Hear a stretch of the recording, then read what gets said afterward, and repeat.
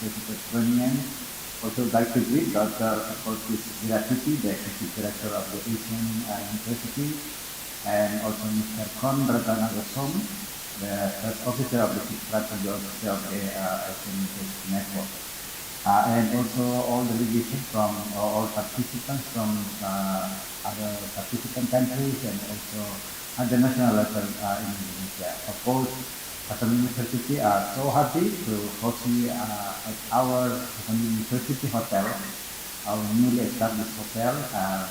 This is part of our commitment to provide facilities for the international class, at national level facilities to enable to do some important activities like that, like CALOHEA meeting today.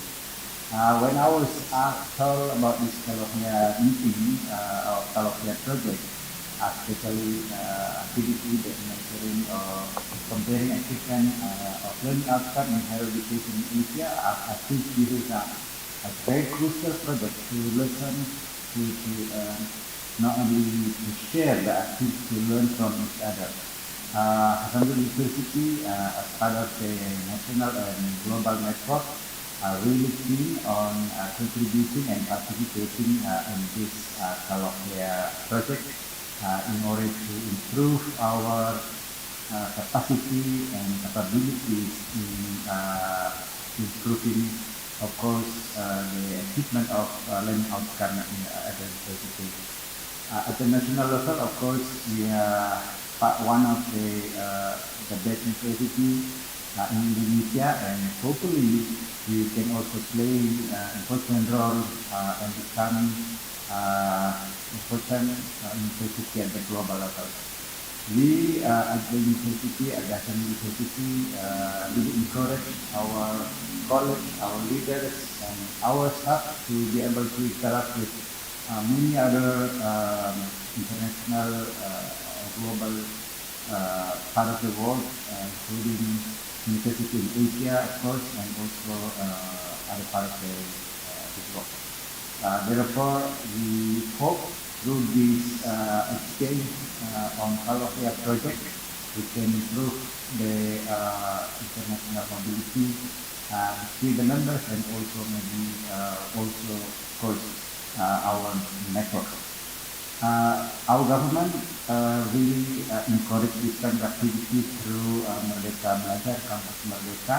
They really also contribute to developing of new learning outcomes, and we do hope the CALOHEA project or program will contribute to our vision and mission, not only within Hasanuddin University but also at the global level. Once again, I'm wishing all the participants a very good time in Makassar and be productive, and hopefully again this will be one of the good momentum for our university to learn from CALOHEA project. Good luck and thank you again. Thank you to Professor Dr. Insinyur Jamaluddin Jompang, Master of Science, for his speech. Ladies and gentlemen, now for our second opening remarks will be from Dr. Pablo Beneyton, International Tani Academy, University of Groningen, who also the project leader of this spectacular event. He will join us through Zoom meeting. For Dr. Pablo, are you here?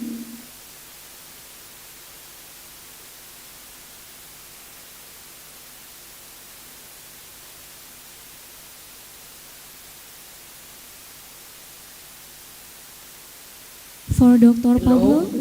Good morning. I don't know if you can hear me. Can you hear me? Yes. Yeah? Okay, thank you very much. Well, for me, it's a pleasure to be part of this dissemination meeting in Indonesia, in Makassar. So I would like to thank very much our hosts,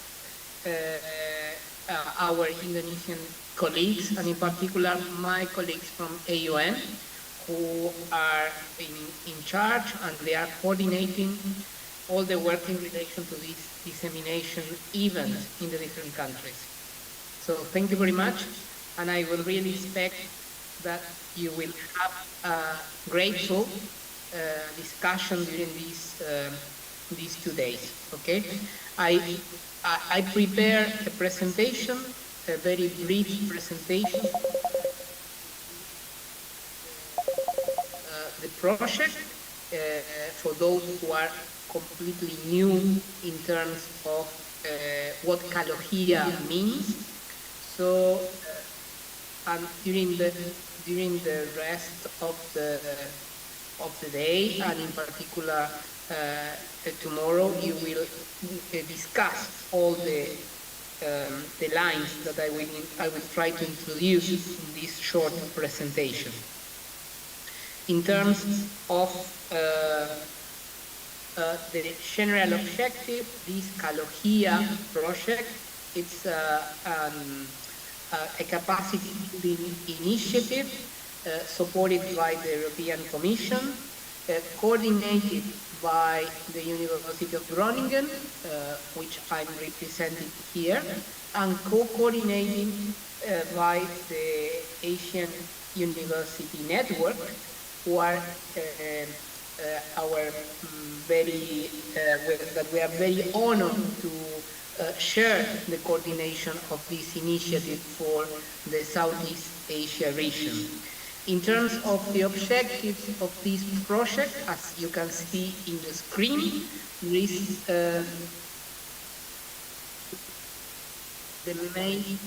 the main purpose of this initiative is to contribute to the internationalization of our universities, developing different type of measures and trying to improve the recognition mechanisms in higher education degrees.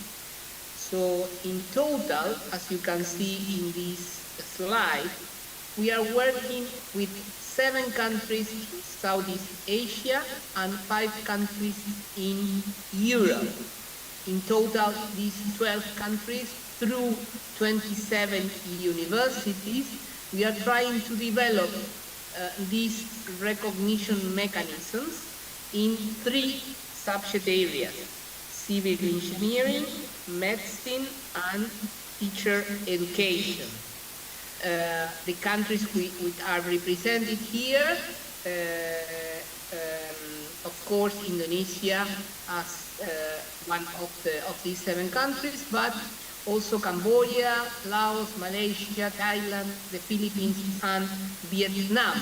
And in relation to the European participation, the Netherlands, which is the country of my university, the University of Groningen, Portugal, France, Italy, and Belgium.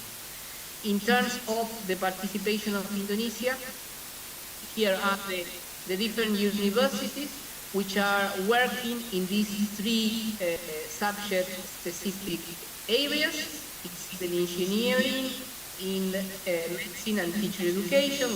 Our host is represented in 2 of these subject areas.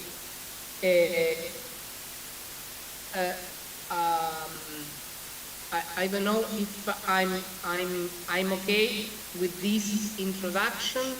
My colleagues can say if this because as I have some connection problems, I am not completely sure if this is part of my general overview presentation or only the opening and the welcome. So if you can help me in this. Okay, so this is, of course, this is the main the main overview of who we are, who are behind this initiative. I would like to again to wish really fruitful discussions during the morning and in the afternoon. And I will give the floor again to the host in order to continue with the agenda. Thank you very much.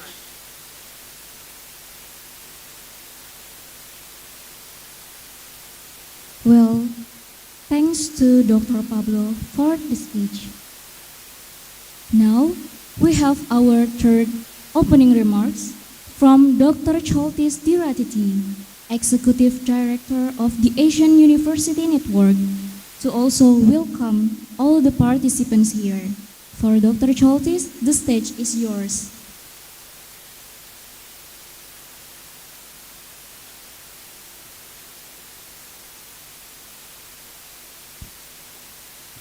Thank you very much.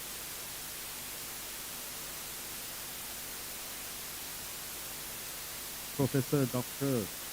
Jamaluddin Sompa, Rector of the Universitas Hasanuddin.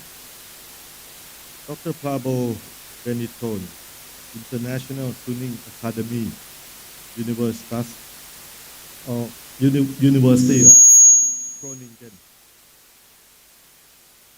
Vice Rector Professor Dr. Adi Maulana from UNHAS. Rectors, deans, distinguished speakers from Indonesia, workshop training moderators from across the ASEAN region. By the way, thanks for coming a long way here to Indonesia and to Makassar. All participants from Indonesian higher education sector, ladies and gentlemen, good morning. As this year, Indonesia holds the chairmanship of ASEAN, is very fitting that we organize this CALOHEA capacity building program here in Makassar, Indonesia. This program is the first of the second round of the dissemination and capacity building tour organized in 7 ASEAN member states. 2 days ago, on Tuesday, we celebrated ASEAN Day. And in Jakarta, Indonesia plays a leading role in pushing forward the ASEAN centrality, building on the current geo-economic advantages that our region has to make ASEAN region the center of growth. It is ASEAN time. We should not be acting from a passive stance.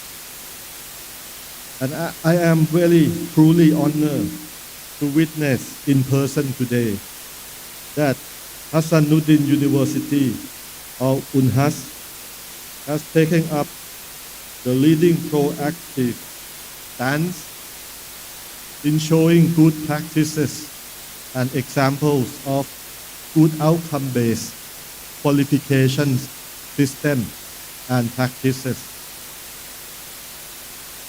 Ladies and gentlemen, it is a common knowledge nowadays that reform in higher education sector in each country is needed, so the university will stay relevant to the demands of the economy, society, and global community. We have all heard about how universities would change to provide interdisciplinary curriculum, sustainability mindset and culture, lifelong learning, university and industry linkages, and so on and so forth. Not only that, but government and higher education institutions need to work together and within the specific background, regulatory conditions, and particular context of each country that have been molding the relationship between government and university throughout the history of nation building in our ASEAN region. It is also a common knowledge that National Qualifications Framework or NQF, regional qualifications framework such as AQRF, and even international common qualification framework are the means to reform and manage qualification system practice within the university. High quality standard of the degree program doesn't come easy. International academic mobility is not a product of chance. It never was and never has been. As a matter of fact, there is something else that brings quality standards and international mobility. It is the systematic management of qualifications system. It is the evidence-based proof of high quality standards offered by the universities. It is the outward looking to the global quality standard. The essential trinity of acceptable standards in university educational provision comprises first, the degrees or qualifications offered, emphasis on each individual student. Secondly, how each student is learning. In other words, how the professor is delivering. And thirdly, the outcomes, which are what each graduate knows, can do, and with what kinds of attitude. National qualifications framework and regional qualifications framework are merely the starting point. I would like to borrow what Professor Wagner of Groningen University, our partner in this project, said many times on different occasions about the project, such as CALOHEA, that have been organized by Tuning Academy for many years, focusing on the subject-specific qualifications reference framework and its implementation in real terms. Professor Wagner mentioned that this CALOHEA is the logical step from the development or movement of national qualifications framework in each country. The logical step to make the benefits of good qualification management become true. Universities are looking to improve in quality, linkages with varieties of stakeholders, relevance in the socio-economic settings, locally and globally, and contributions to SDGs, including access to higher education resources. Whereas demands are exceedingly high, the means to satisfying those demands is not easy to achieve. CALOHEA project is not about paperwork. It is the lingua franca of contemporary practices, incomparable and compatible qualifications provided by each university in the global setting and context. If we are going to do our jobs well in student workload calculation, as well as in assessment of students' course or subject or module learning outcome, the real benefit will not only be with the individual learners, the students of our university, but to the evidence-based, I emphasize evidence-based, recognitions of our degree program and their contributions to job market, bringing credibility and trust in the qualifications our universities offer to society. Ladies and gentlemen, On behalf of the ASEAN University Network, together with its secretariat, who is the co-organizer of this Tuning Academy CALOHEA project of the European Union, I would like to express my gratitude to Universitas Hasanuddin, or UNHAS, and especially to the rector, Professor Jompa, for supporting and organizing this meeting and capacity building event. As UNHAS is one of the top leading universities in Indonesia, I'm confident that all participants will gain a lot in these 2 days. Thank you very much.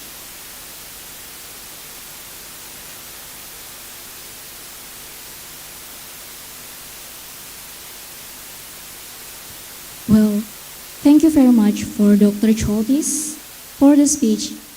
And the next session is token exchange between CALOHEA project coordinator, who will be represented by Dr. Choltis, and from Universitas Hasanuddin will be represented by Vice Rector for Partnership, Innovation, Entrepreneurship, and Business, Professor Dr.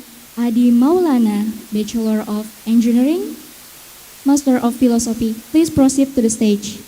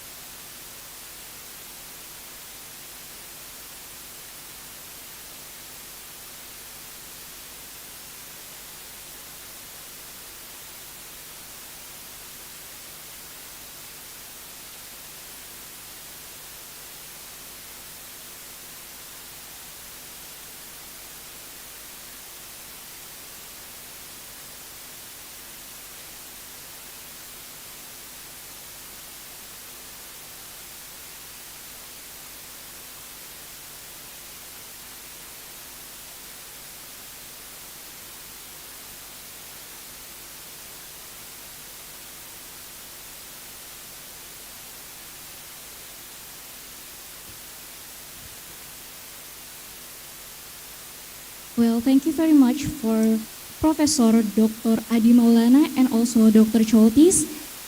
Ladies and gentlemen, we would like to invite all of the guests to come to the stage and also to the all participants to stand up in front of the stage to take a group photo session.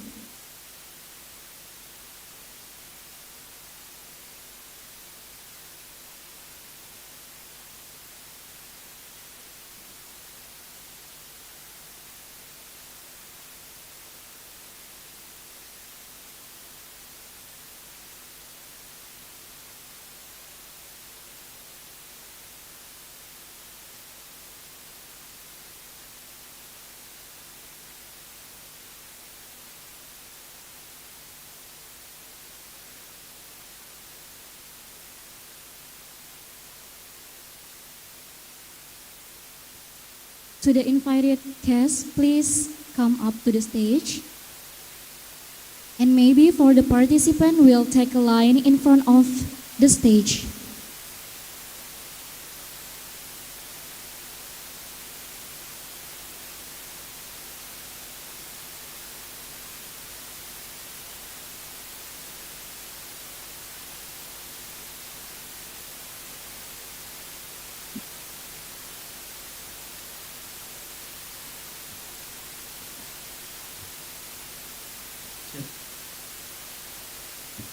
Yang lebih rapat, maaf, lebih rapat.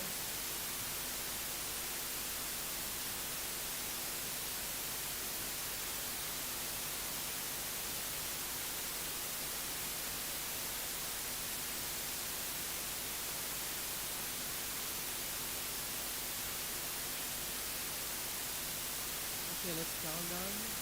1, 2, 3. Okay, another one. 1, 2, 3.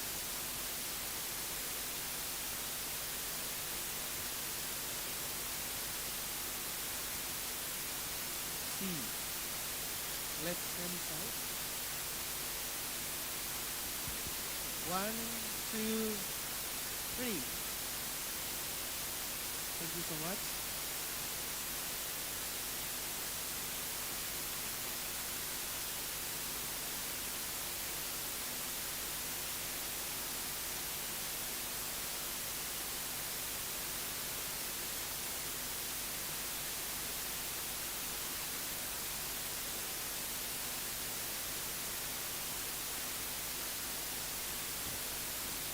Check. Thank you very much for all guests and all participants. Now please return to your seat.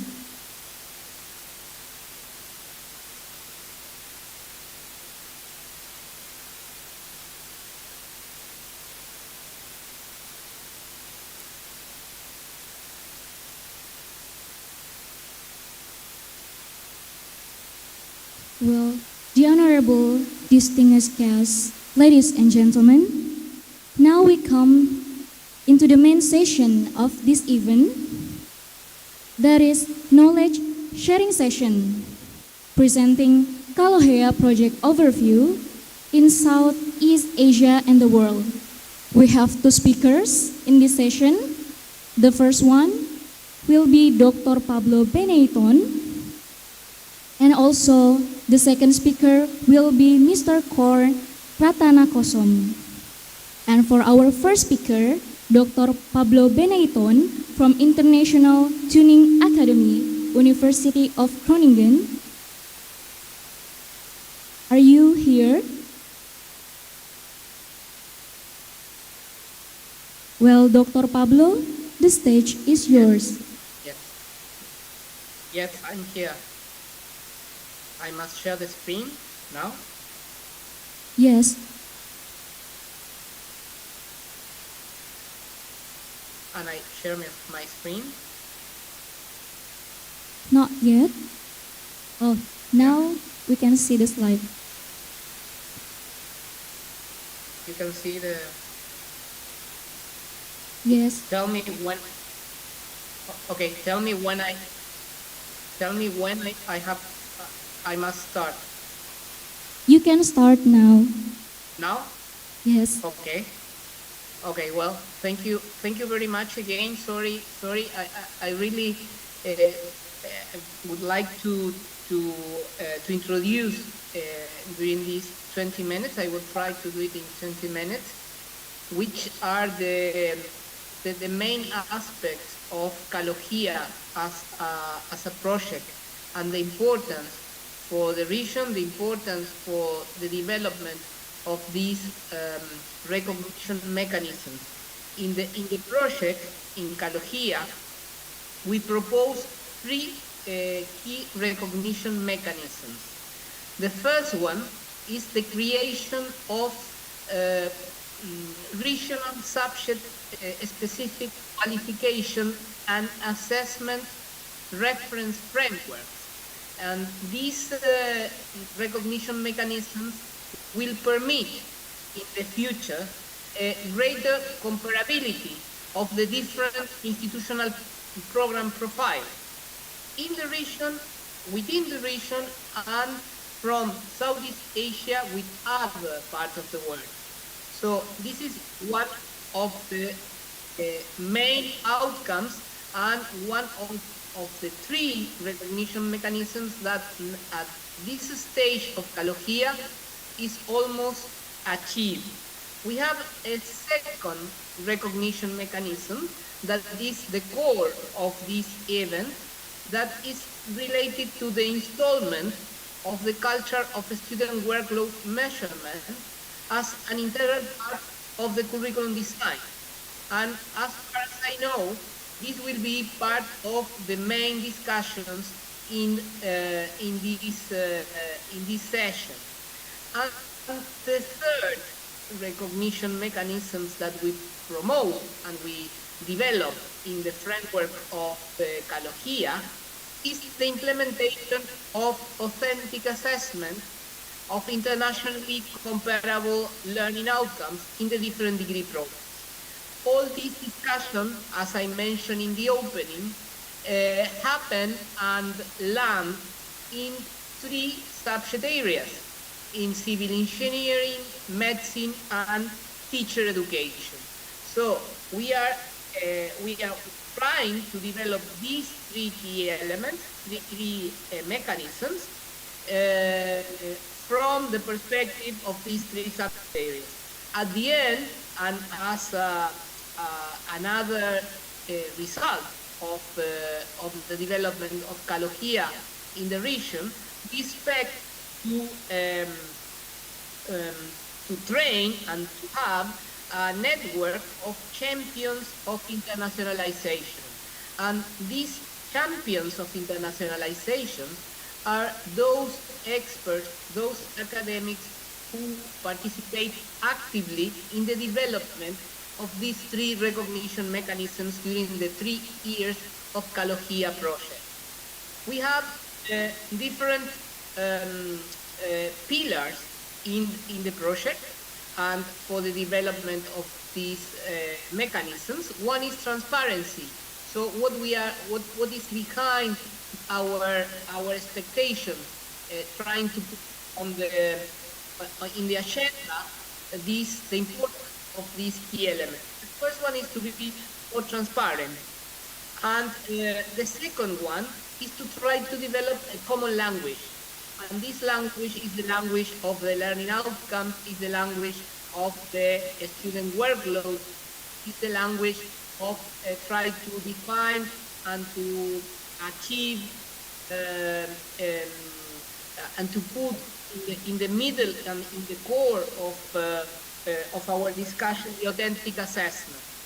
And at the end, all these must happen in the framework of this picture of the program, our programs, our degree programs, but of course our degree profile. And for the perspective of tuning, that is also the umbrella of development in CALOHEA, we have this particular skeleton. That is the meta profile, which is part of this common language that we are trying to set up in the region in relation to the different subject areas.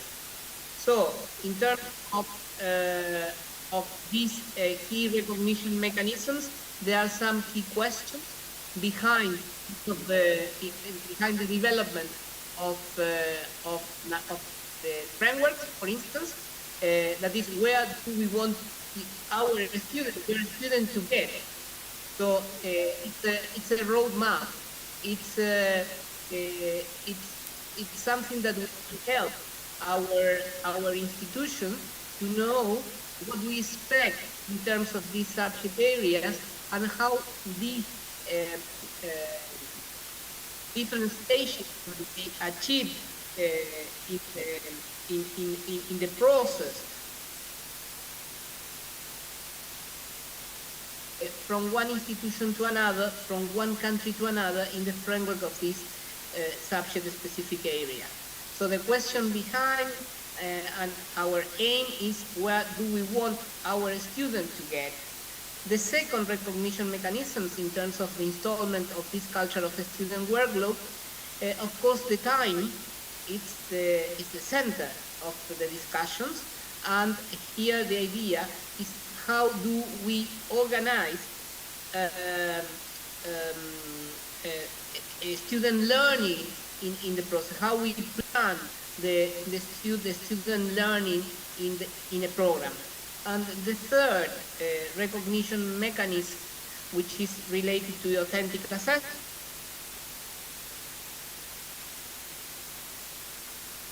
it's the key word here, And the question behind all the work that my colleagues in the different institutions in Southeast Asia, with the collaboration with the European experts, try to answer during this, in particular during the last months, is how do we know if the student get there? How do we know if the student achieve what we expect, what we plan? And to answer these questions is the result of our discussion in terms of authentic assessment. So here, in relation to the first line, and my colleagues probably during this session today on Thursday and probably tomorrow on Friday, they can share the achievement in teacher education, in medicine, in civil engineering, in relation to the framework. The structure of the framework can be summarized in the table that you can see in the screen. So we proposed the group of academics of these 27 universities represented in CALOHEA to discuss within each of the subject area groups, trying to identify for each of the areas which are the dimension and sub-dimension that describe what is a civil engineer, what is a doctor, what is a teacher educator. And this agreement in terms of dimension and sub-dimensions that describe what it's a civil engineer, for instance, must be described in terms of knowledge, in terms of skills, and in terms of responsibility. All these decisions made by the academics from the different institutions were consulted and were validated with other academics, with other employers, with graduates from this subject area, in order to, at the end of the process, now after almost 3 years, to have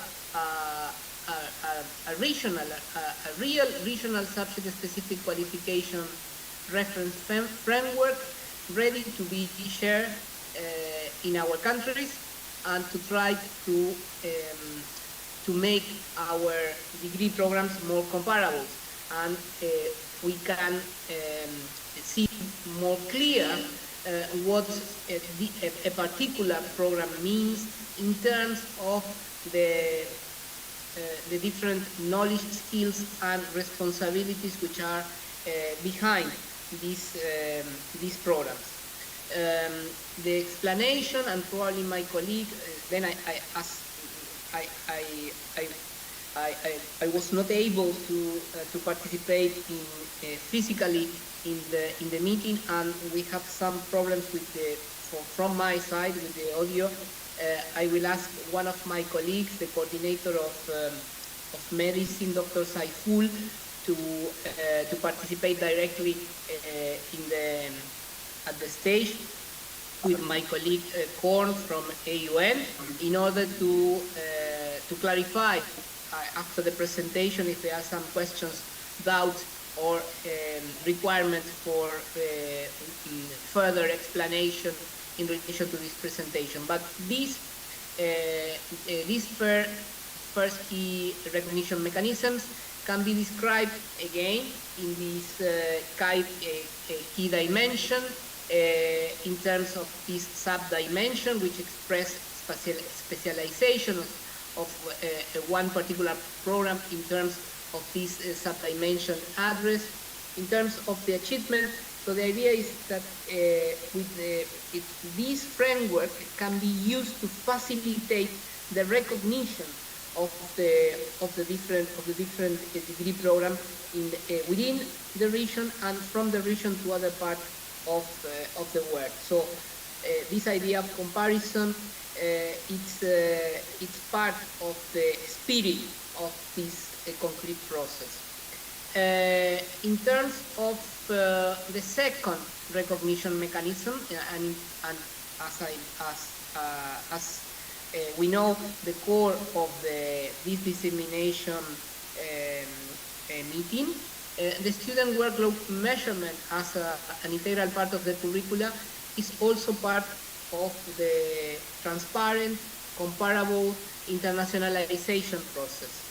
It's the core, this discussion of the discussion of a credit system, of a common credit system.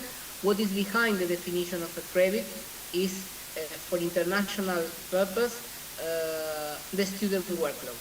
And for that, first we need to install this culture in our academics, in our students, and to try to integrate this aspect in the curriculum design. So we have, when we started, we have some key questions in terms of these recognition mechanisms.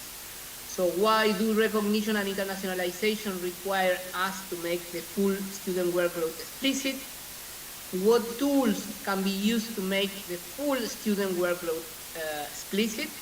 And how to make estimating and monitoring full student workload part of our institutional culture and an integral part of curriculum design revision process. So these are the questions that lead us during all this process. And for the measure for full student workload, we have two elements. The first one that is more or less clear for the curriculum, for the program, for us as academics, is the contact hours, the time that we spend with our students. But the student workload implies not only the contact hours, also include the independent work. So both are necessary to the full estimation to understand clearly what is behind the learning process in our institutions. So we have to consider not only the contact hours, so we have to include in our reflection the independent work. This is a typical, probably, planning for a semester in relation to one program. So what is happening in a week from Monday to Friday in relation to contact hours. So we can have this more or less clear in our institutions, but here the point is that we need to include in this reflection the number of independent work that we also propose to our students to achieve all the learning outcomes that are that we plan for our courses. So the exercise here is to add to the contact hour in our reflection, in the reflection of our colleagues in different programs, the number of hours that we plan outside the classroom, outside our contact time that we spend with our students. So here again, it's more or less very clear the time that we spend in the classroom or through the virtual means. But there is another aspect that we must consider that is how much time is behind these contact hours. And here we have some hours for assignments, some hours for preparation of examination, preparation of some work that for the final examination, for the semester assessment, some reading, some work that is not supervised, because if it is supervised, it's on the top. It's of this picture. It's related to the contact hours. What happened with some laboratory that is not supervised, field work that is not supervised. So there is a number of hours that we have to add to the contact hours to estimate the total amount of work that students require to fulfill all the tasks that we propose during our courses. So here after we install the importance to try to think beyond the contact hours and to include the independent work, the next questions that we answer in the project was through which tools we can estimate, we can make more explicit the total amount of student workload. And we propose and we explore 4 tools: desk estimation, some questionnaires that we collect from the point of view of students and the point of view of academics, some logbooks that we collect, again from our students, and some focus group discussions developed in the different institutions. So all these collection of data, the identification of and the adaptation of the tools to the different cultures and the different, of course, disciplines that are involved in the discussion, to discuss, to analyze, and to discuss the data collected through the different instruments, and to reflect how to enhance, how to enrich the curricula with these discussions were part of the work that we have done, and probably my colleagues during this dissemination meeting will be more specific in the outcomes, in the instruments, the results, and the final discussions that we develop in the framework of CALOHEA. We consider that all these discussions at the regional level will promote the use of this idea of a student workload as a basis of a more coherent regional recognition system. And again, it's in the worldwide discussion, the core of the modern credit system that we develop in other parts of the world, for instance, in Europe. So the student workload, not the academic time, is the basis of this type of credit system, really coherent and promoting these recognition aspects. So all that we have done in the subject areas, the findings in terms of the implementation of these tools, the collection of this data, the analysis, enrich the discussions in teacher education, civil engineering, medicine, but also, as happened now in Indonesia, we are trying to install this discussion at national level through these dissemination meetings, and to try to receive some feedback of the process that we develop, the instrument that we use in this approach to try to collect information directly from the academics and from the students in relation to the amount of work behind the learning process, and at the end to try to, with all this information collected, all this feedback received, in particular now in a national meeting, to make further recommendation for the installment of this culture in our institutions, in our countries, and at the end in the region. All these discussions about credits, about workload, are in the center of the recognition and internationalization process, which have two sides. The first one is what will be recognized, and here in terms of these two light blue boxes, the perspective from CALOHEA is that we are going to recognize the output from the perspective of the students, not the input from the perspective of the teacher. So we are going to recognize learning outcomes, and this question of what will be recognized can be answered in part in relation to the regional subject-specific frameworks. And the second question, that is how much is going to be recognized, will be answered from the point of view of this second recognition mechanism in terms of the student workload.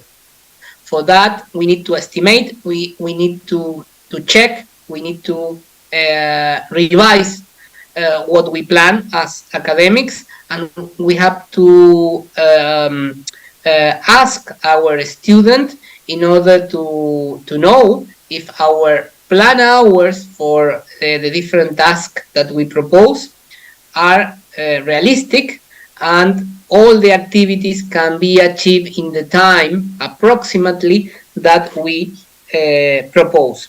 So what will be recognized in terms of learning outcomes and how much will be recognized in terms of student workload are the two aspects to be considered in the future for recognition and internationalization. In relation to the third, and I will try to be more specific with the last key recognition mechanism, that is the assessment framework, that is the authentic assessment aspect that we discuss from the different subject areas in terms of assessment.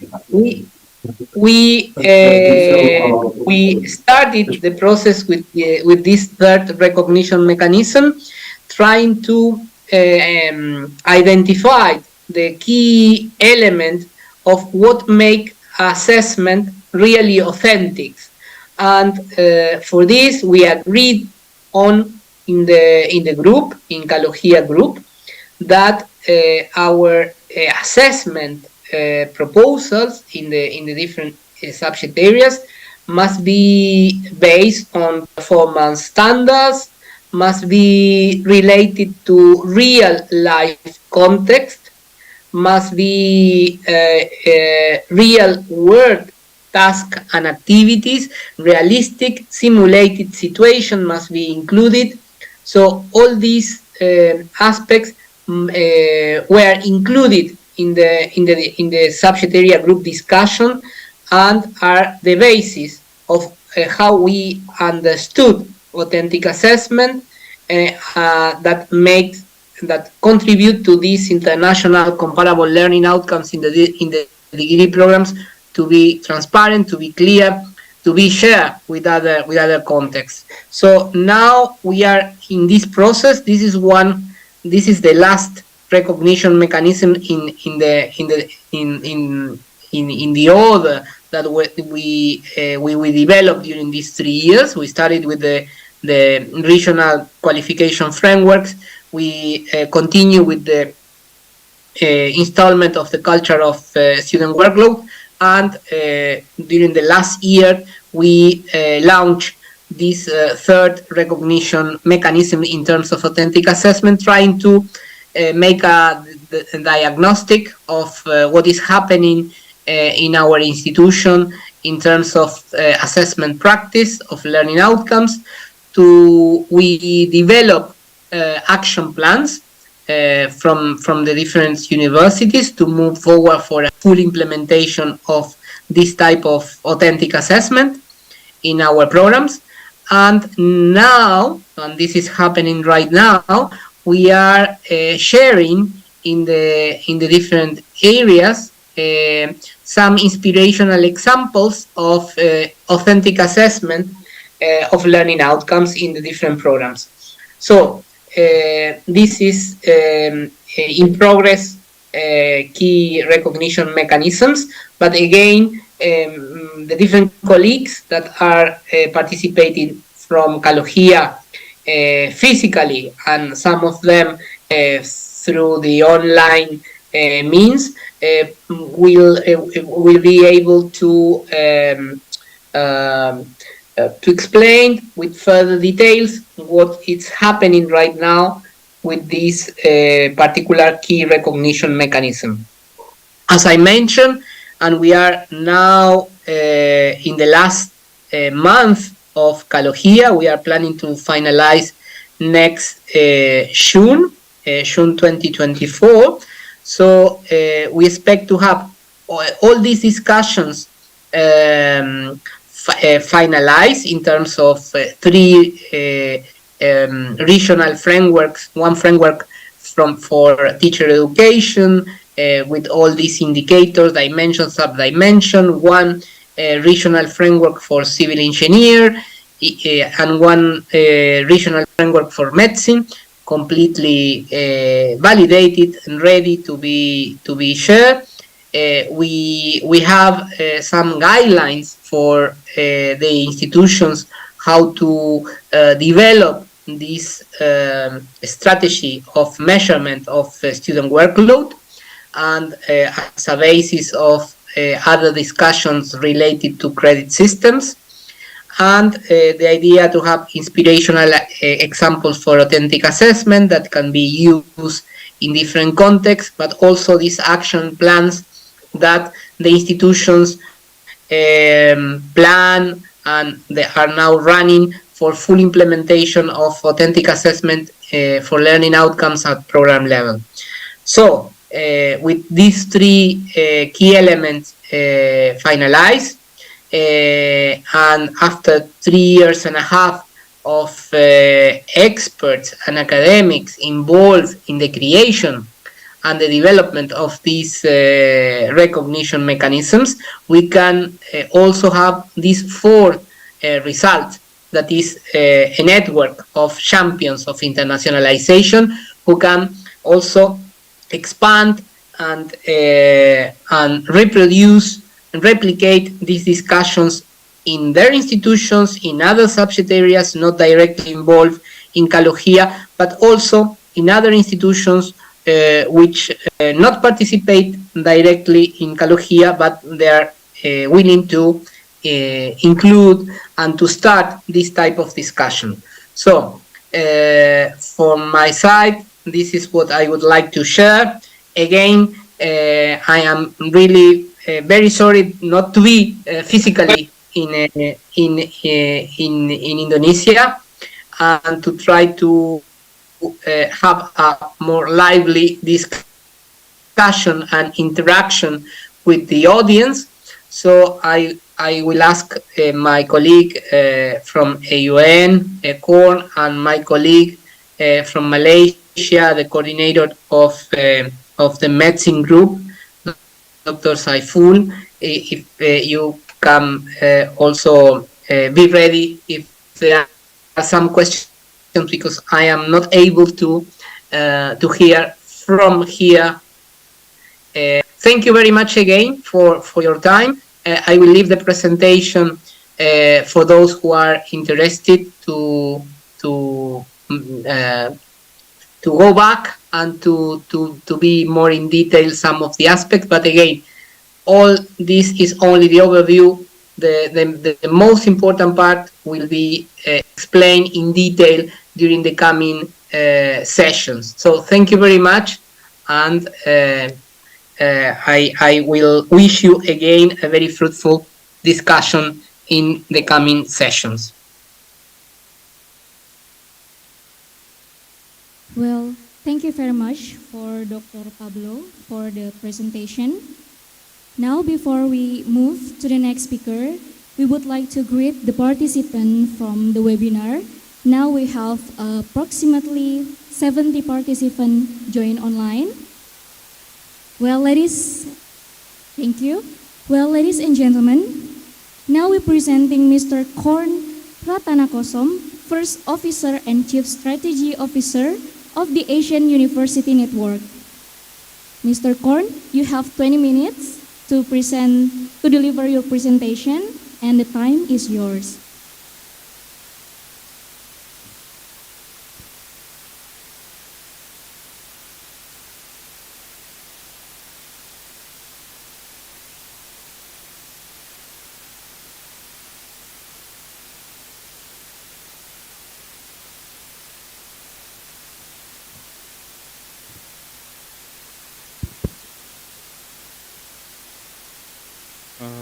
Good morning, everyone. My name is Porn, and I'm from the ASEAN University Network Secretariat or the AUN.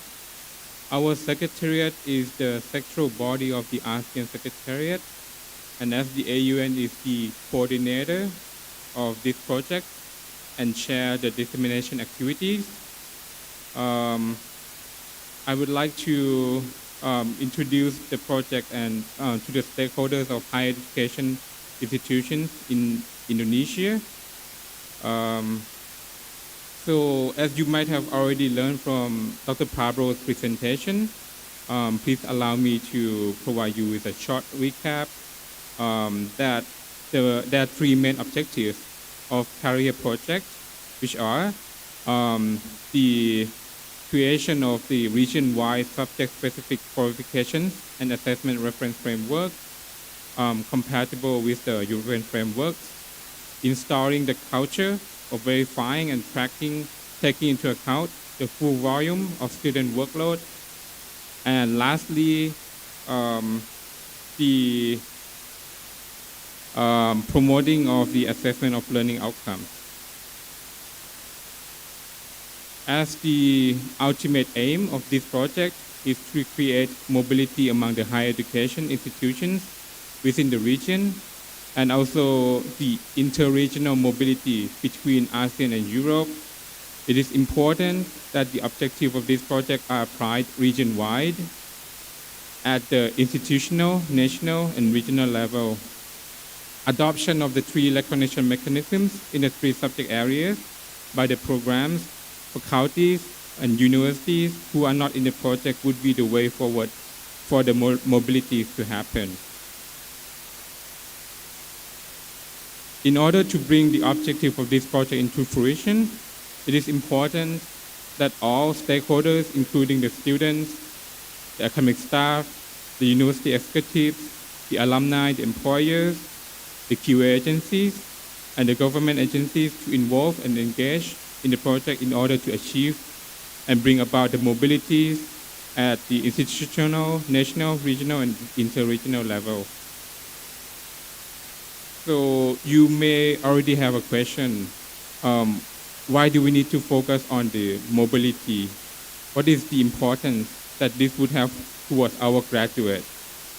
In the recent AUN Presidential Forum, where the presidents, rectors, and vice chancellor of the AUN member university came together to discuss the current trends in the realm of higher education in the region. This agenda of mobility was being extensively discussed. The university in Southeast Asia are assigned with a role to nurture and develop graduates for the world to become competent, productive, and successful to meaningfully contribute to the society and economy. And we come to realize that developing graduates has become more complex as the external environment fluctuates, in which it has become the VUCA world, the world full of volatility, uncertainty, complexity, and ambiguity. The focus now shifts to other attributes such as equipping graduates to deal with change and uncertainty with more influence on disposition and resilience. Students must learn to embrace, to understand, and to expose to other disciplines, other countries, other cultures, and industries, as this is critical in helping graduates to attain a better sense and help them find a footing in this very complex world. And this is why the mobility will always play a crucial role in how universities can effectively develop with their graduates. And then another question that we need to answer is why CALOHEA? What does this project have to offer to have your interest? The CALOHEA project is a project under the Tuning Academy. This Tuning Academy is an international higher education and research center for the development and enhancement of the quality of learning, teaching, and assessment in higher education. focusing on the competences for intellectual development, employability, and citizenship in a global context. In 2016 until 2019, the Tuning Academy carried out the Tuning Asia Southeast Project, or the TASE, introducing the tuning methodology for the design of compatible and comparable degree programs by adapting, restructuring, and testing curricula in 3 subject areas using the European credit transfer system and recognition of degrees.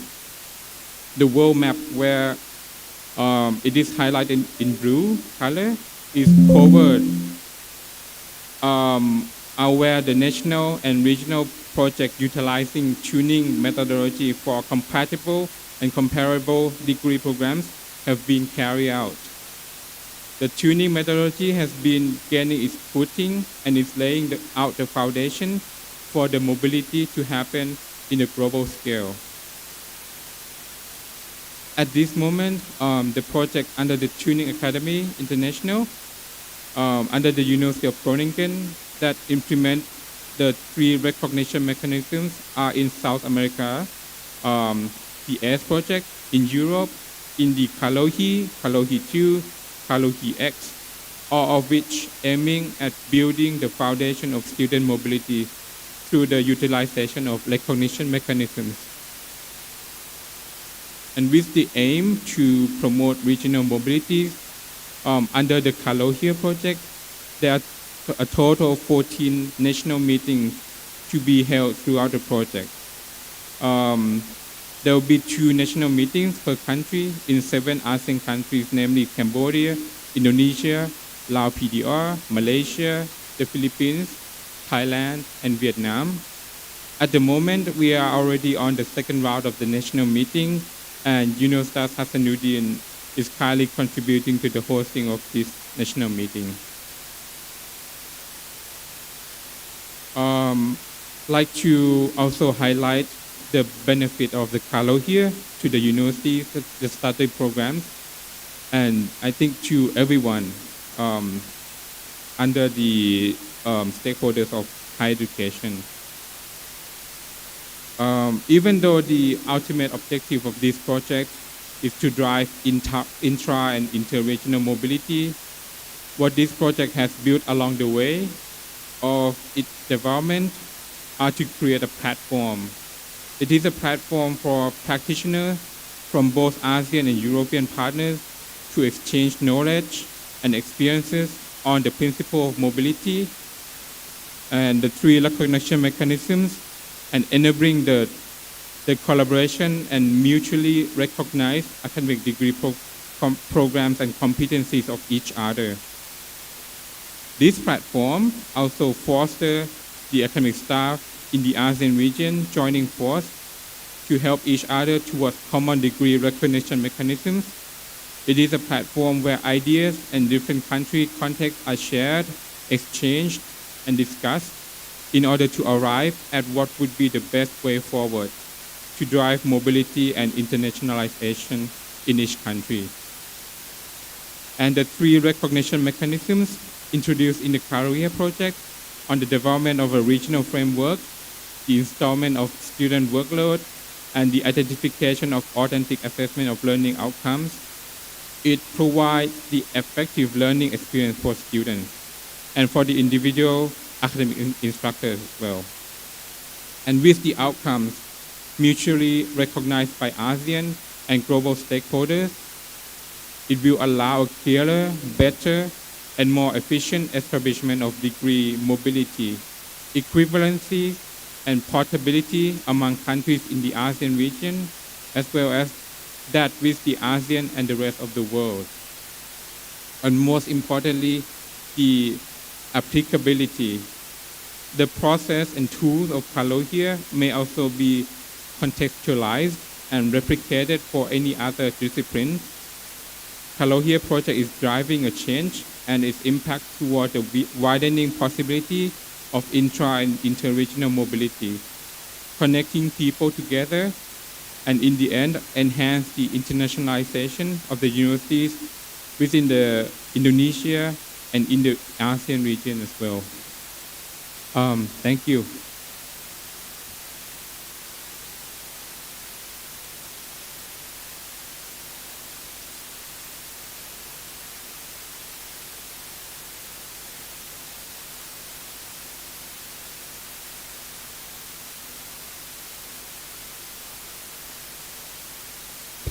Well, thank you very much for Mr. Korn for your presentation.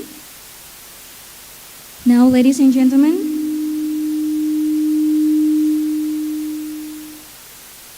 the next session will be discussion and Q&A session. For the audience who want to ask, you are invited. Please just raise your hand and mention your name. And also for the webinar participants, you can submit your question via the Q&A panel located at the bottom of your screen.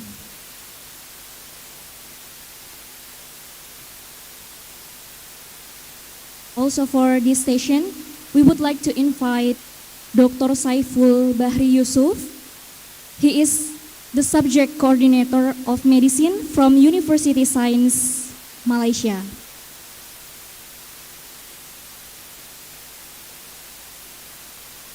Any question? Maybe from the left side. Please, the committee for the... Oh, yes, please.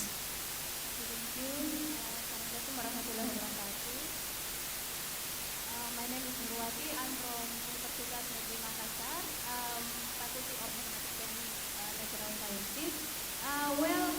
The first question is addressed to Mr. Pablo Benito. Sorry for the mistake of the name.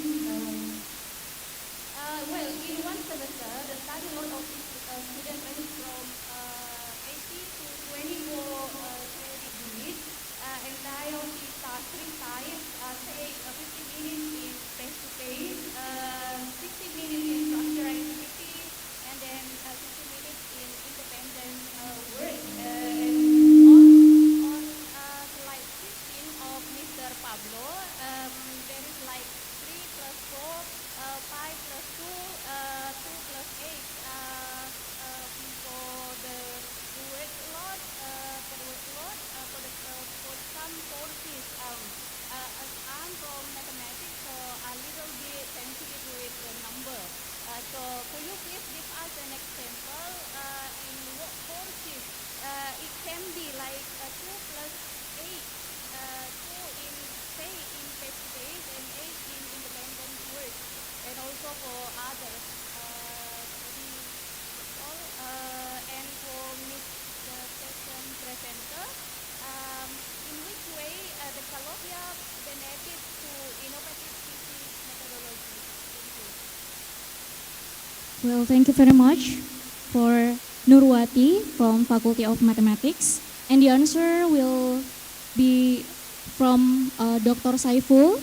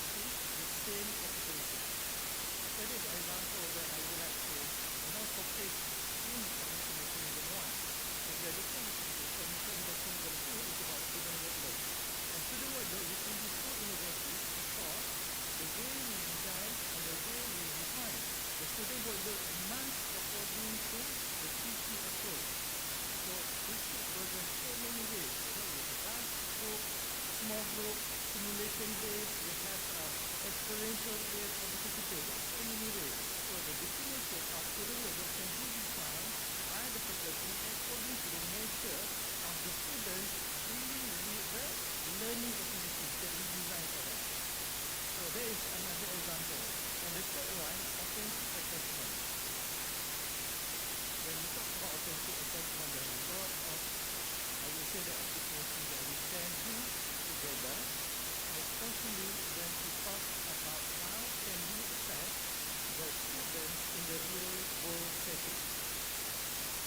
And, across the field, either it's teacher education, engineering, civil engineering or medicine, definitely we want them to experience the real world setting and situation so that they can perform later on in a better way when they are in the working sector. And definitely, authentic assessment, there are a lot of things, but according to the field, for example, in medicine, if you want to teach the students on how to treat patients, definitely the patient will be the set case for the students so that they can learn from the real world setting, either in hospital or maybe in the rural setting of the hospital. Not the second part, but the primary care of patients of the hospital.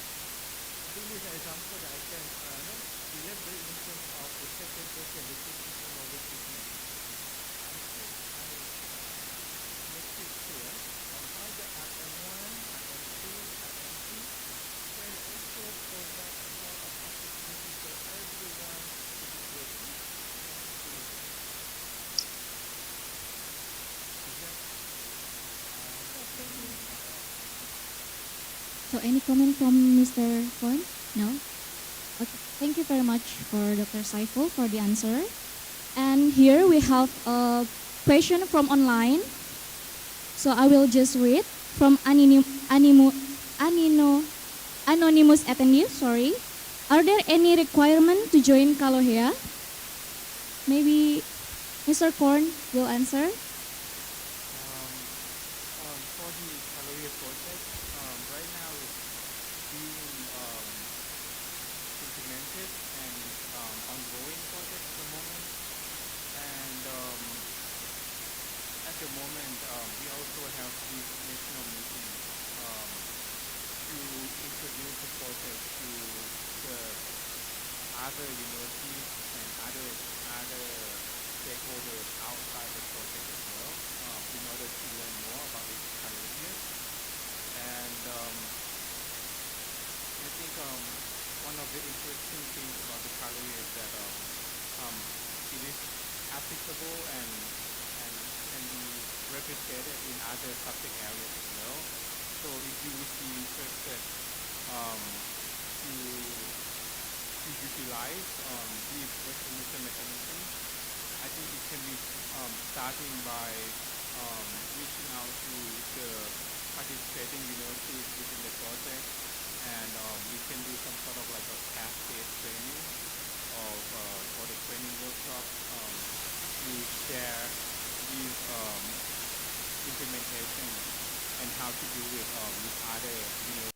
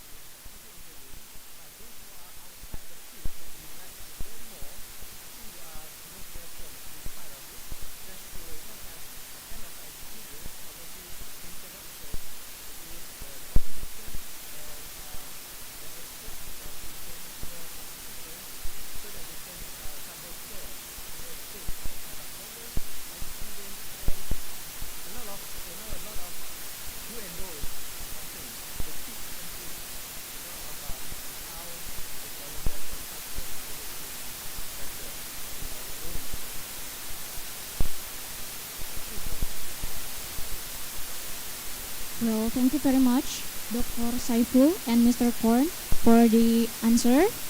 Now, because we have a limited time, I think will be the end of the discussion and Q&A session for this session, because we will have another session. Thank you very much, Dr. Saiful and Mr. Korn.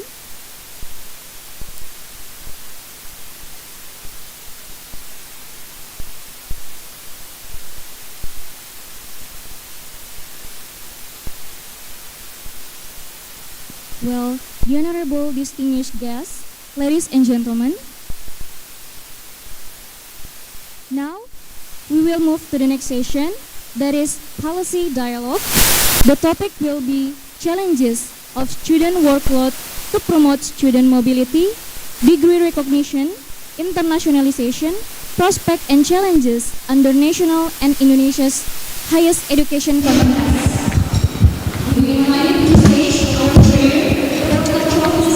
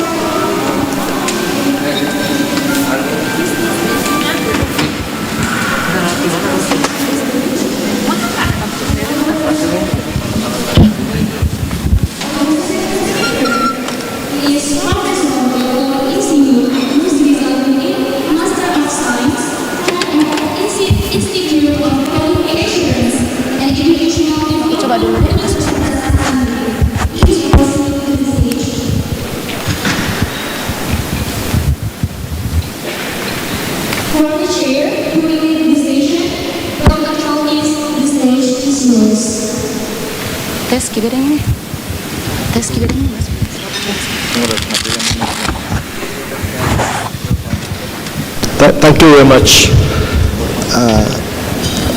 Madam MC, and welcome to the policy discussion. I intend to make it a very kind of easygoing discussion, because we are in the very hub of one of the top universities in Indonesia. Our objective is to learn some of the good practices or even the best example from one of the best in Indonesia. But of course the topic will be centered around the student workload, particularly how we accommodate the attempt to create a kind of the culture of student workload calculation. I'm sure that every professors in every universities are very concerned about whether students have enough time to learn all the things offered in his or her own courses or not. This is important because without enough time to learn, students cannot get into the level of deep and effective learning. If everything is a rush, the result will be only the memorization of the lessons. It's not the true in-depth learning, true in-depth knowledge or deep learning that I believe that every professor wish to see. That is the way we are doing in our universities. So without further ado, we have two leaders here in the Indonesian higher education sector. So I'd like to invite the Vice Rector to do the presentation first. Okay, thank you, Dr. Perintis. Thank you, Dr. Perintis. And I think I already delivered my presentation. Let me use this one so I can move around. Yes. I will try to be very, very fast because I know that we already running off time. Since I am now a Vice Rector, so I will talk in a very general context. My college, my senior, Professor Musrizal, will try to elaborate more detail. Yeah.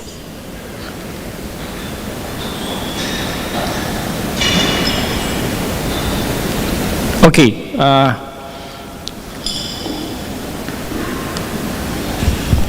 Yeah. Hang on. Okay. I will talk about collaboration for UNHAS excellence. Why I need to talk about this because we have a new president, we have a new rector, and our new rector has a very aggressive mission in order to leverage, in order to increase our quality of education. And one of the main strategy in order to achieve our goals is internationalization. And of course, because I'm a Vice Rector for partnership and also innovation, business and entrepreneurship, one of the main things that I want to share here is about the collaboration. So the collaboration for UNHAS excellence. So of course, because under CALOHEA, we are going to talk about the quality, education quality, especially about the student workload measurement. In one of my presentation, in one of my slides later on, I will also show that how Hasanuddin University try to maintain our quality by every time we always make like a standard to measure the student workload, especially international students. So first, let me, okay, I begin with, so why we need collaboration. First one is in the global competition of education, Hasanuddin University realized that we really need a kind of a strategy in order to stay competitive and attract students and faculty from around the world. So the first strategy that we made is internationalization. We try to attract more students from other country, and then we also make like international research consortium with so many universities from other country, from ASEAN, and also from Australia, and also from other part of the world. So the global competition now is a kind of very challenging, and there is no way for Hasanuddin University. We really need to stay competitive, and then in order to become more competitive in the future, we try to do internationalization. So we really need a benchmark. So one of our benchmark, we think that if we open our university to invite other students from other country to study in our university, it means that we always try to maintain our quality. So that's one of the reasons why internationalizations in terms of many things in Hasanuddin University is one of our priority now. So the strategy, we have some strategy in order to reach the mission. The first one is internationalization, I already mentioned before. The second one is research and innovation, and then the third one is teaching excellence. And then student workload measurement is included in teaching excellence. So we try to modify, we try to revise, we try to make the teaching system in order to accommodate the global way to maintain our quality, especially our teaching quality. And then the other one is industry partnership. I think industry partnership is also one thing that is very important in order to make our alumni, our students, stay competitive in the future. And then online learning, of course there are so many challenges, there are so many problems when Hasanuddin University try to start the online learning system. And then we also do some branding and marketing, diversity and inclusion, and sustainable development. So these are some common strategy that now we are running in Hasanuddin University in order to become more competitive globally. So internationalization, UNHAS aim to attract as many international students as we can now. So we invite international students and also of course faculty, professor, by offering diverse program and creating a welcoming environment. So now we have total 169 international students in Hasanuddin University. And we also establish collaborations with overseas university by providing exchange program. Hasanuddin University has many faculty that has already make a very, very close relationship with other university from other country. For example, Faculty of Engineering, we already have not only with Malaysia, we also have with Japan, and also with China, and also with Australia, International Research Consortium, in order to invite or do some sort of like an exchange program between the faculty. And then we also have a medical faculty. Medical faculty is also very active. The faculty staff now, they have a very strong collaboration with some Japanese university, and also with Malaysia, of course, and with Australia.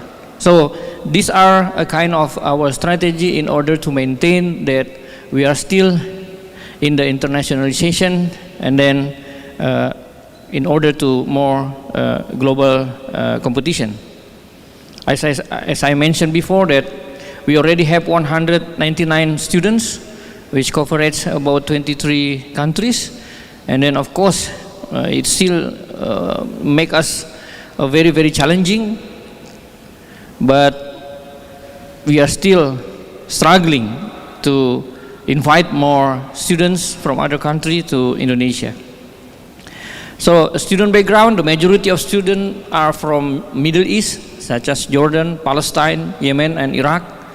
Some are from African continent, Sierra Leone, Gambia, Nigeria, Burkina Faso, Somalia, and also from South Asia, Pakistan, Bangladesh, and Sri Lanka. Of course, we have some problem in order to leverage or in order to make them adapt, sort of like an adaptation process with our system in Hasanuddin University. I know that our friend from Quality Assurance Office, they are always complaining about this kind of things, but we do our best in order to make them, when they are studying in Hasanuddin University, we make sure that they are enjoy, and then they can follow all the process, the study process in Hasanuddin University.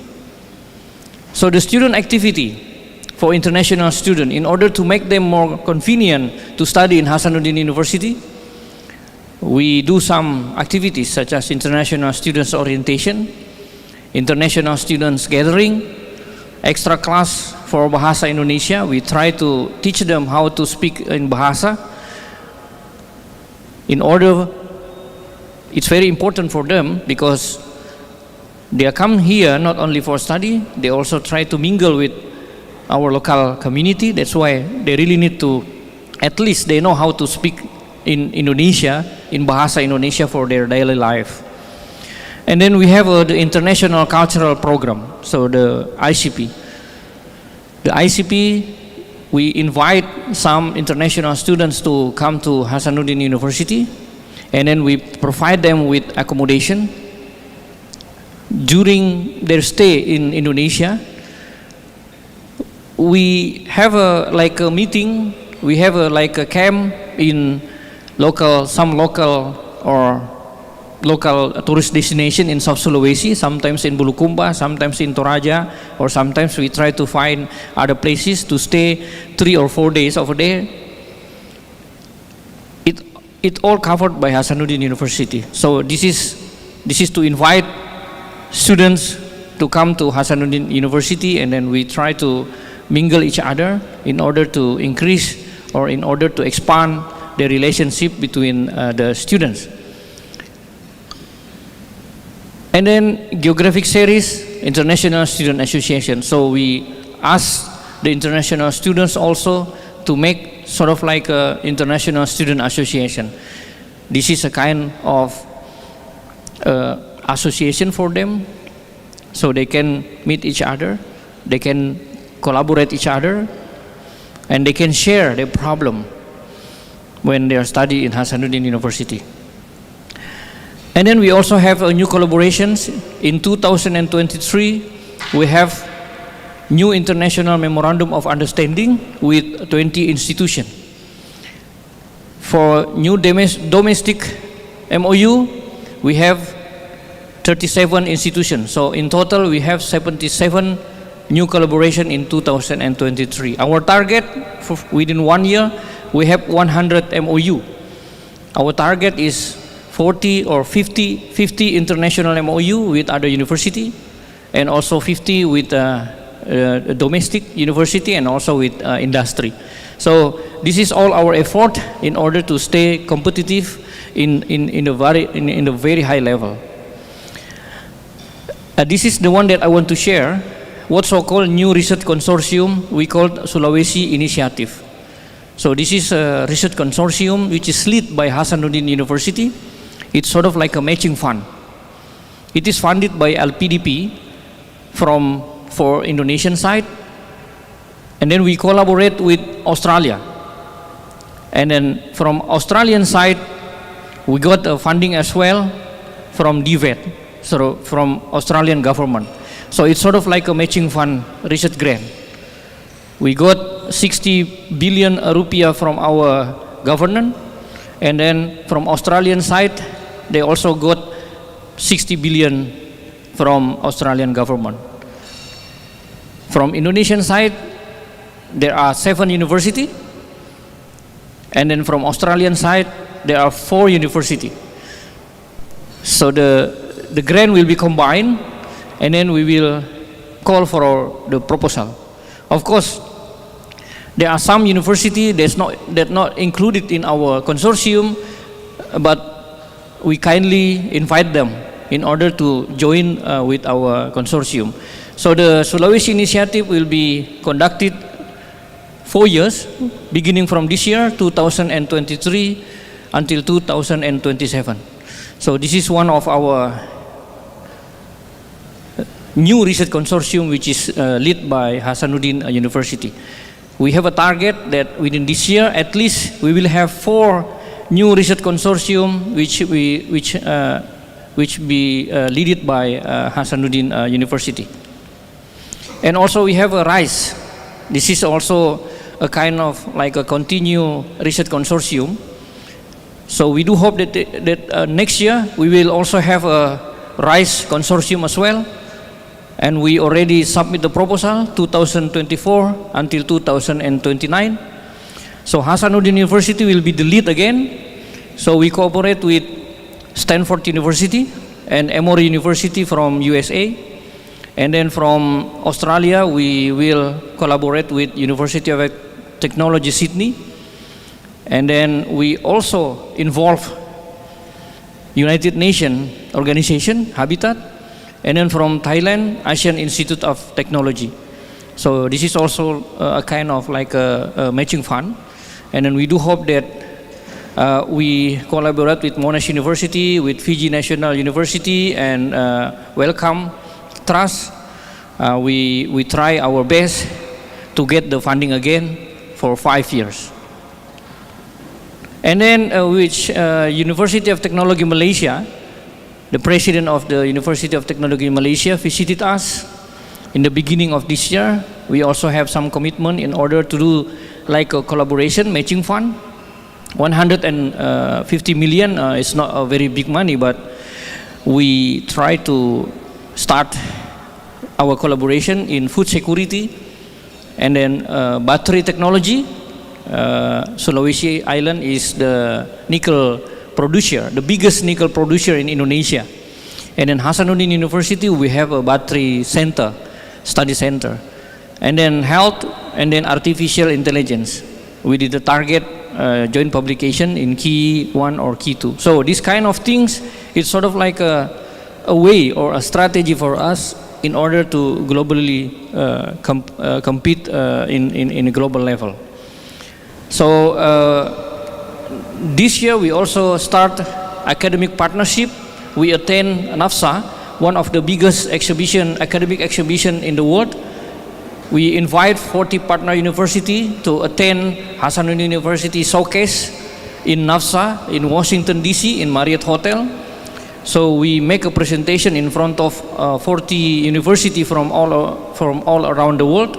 We invite them to come to Hasanuddin University to begin the collaboration, and then we also invite some certain university that we already have a new collaboration in the future, like James Cook, and then also from Turkey, and then from USA, and then many other university from other country. We maintain our strong collaboration with Japan, because we have a very strong collaboration with some Japanese university. We maintain our collaboration with Hiroshima University, with Kyushu University, and with Kyoto University. In the future, next year, we also have a new research consortium in terms of how to tackle the climate change with some Japanese university.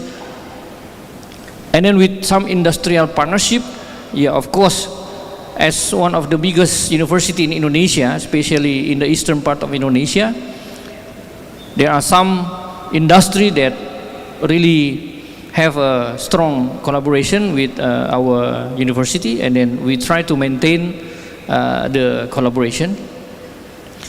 And then in this hotel, after CALOHEA, we will also conduct what's so-called Wallace, Alfred Russel Wallace. So it's a friend of Charles Darwin. So we celebrate 200 years of Alfred Russel Wallace, and then Hasanuddin University will become the host here with the topic celebrating the diversity and endemicity of land and sea of the Wallacea.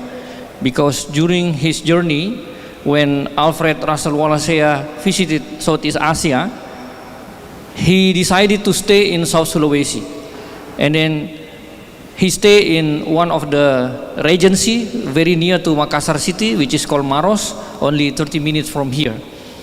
And then we finally found the house or the hut in which he had spent their time when he tried to map what's so-called a kingdom of butterfly in Maros area.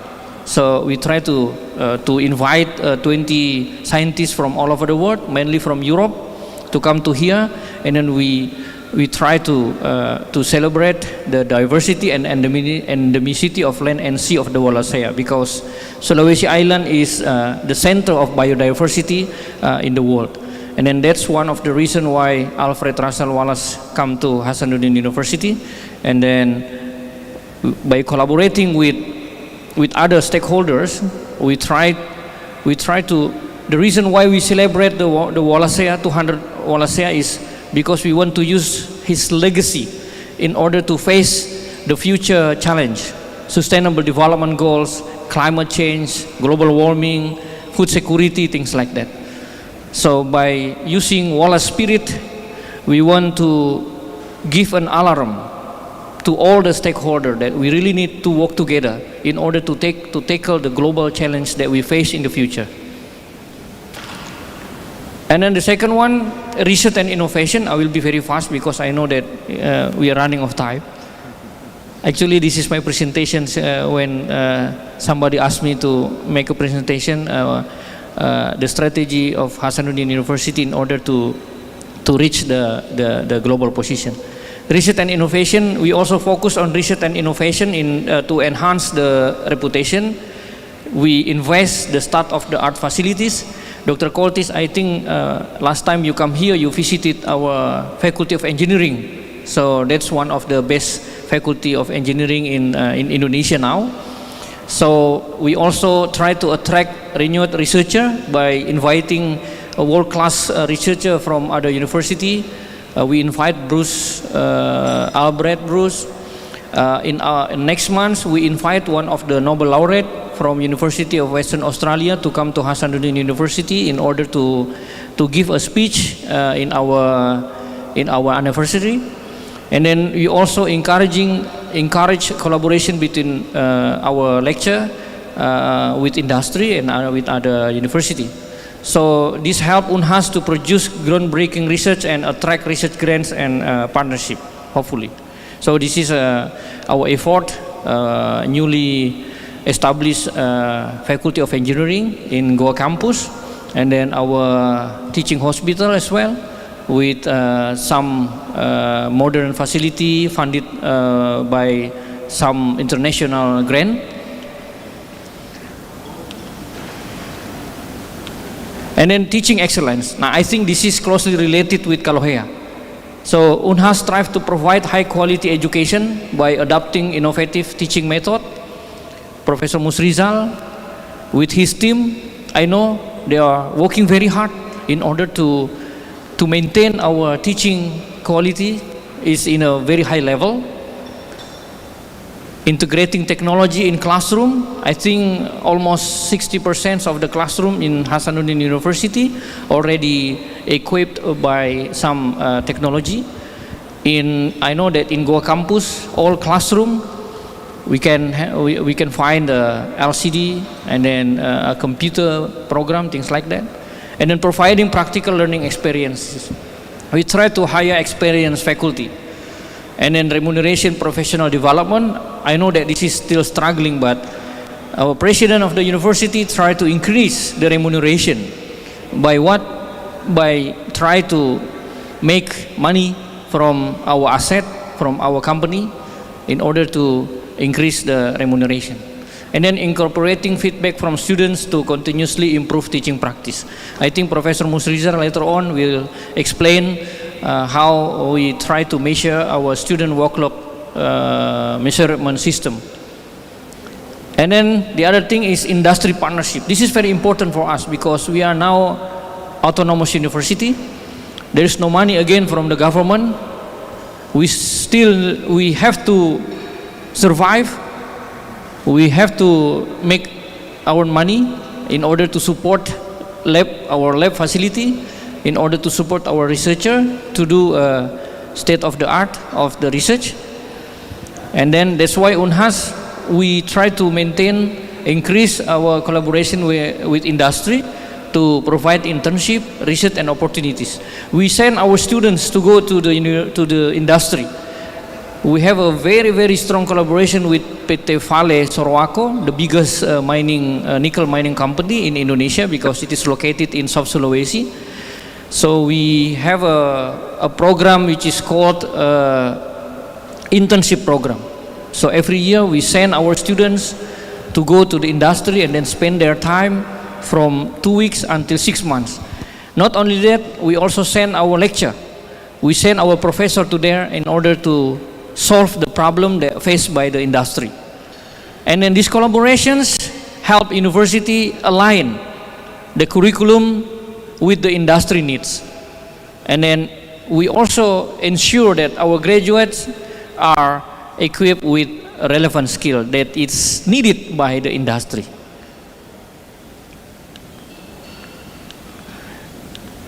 And then the other is online learning. I know that this is relatively new in Hasanuddin University.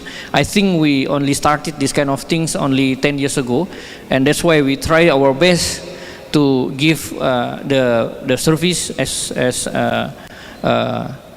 we embrace online learning platform to reach a wider audience and offer flexible education options in some study program in a certain faculty, engineering faculty, medical faculty, and also in the graduate school.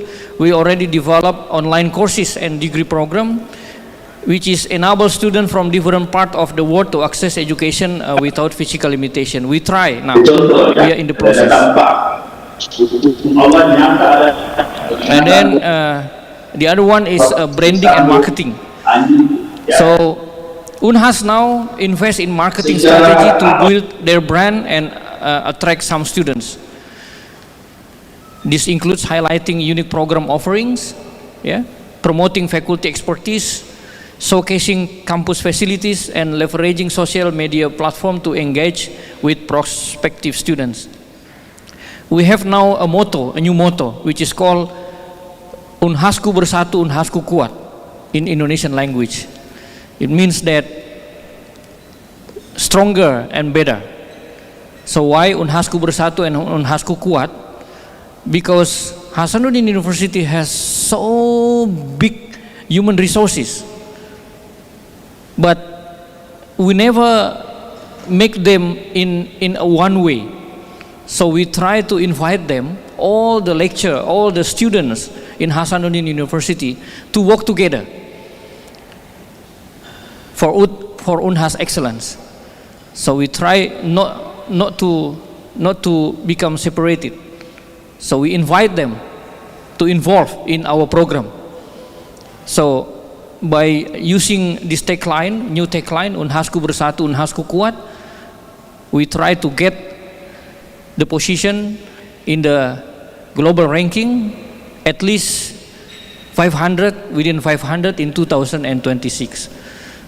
So beginning from last year, we try our best because our target is UNHAS will become in 500 position in the world in 2026. So that's our aim.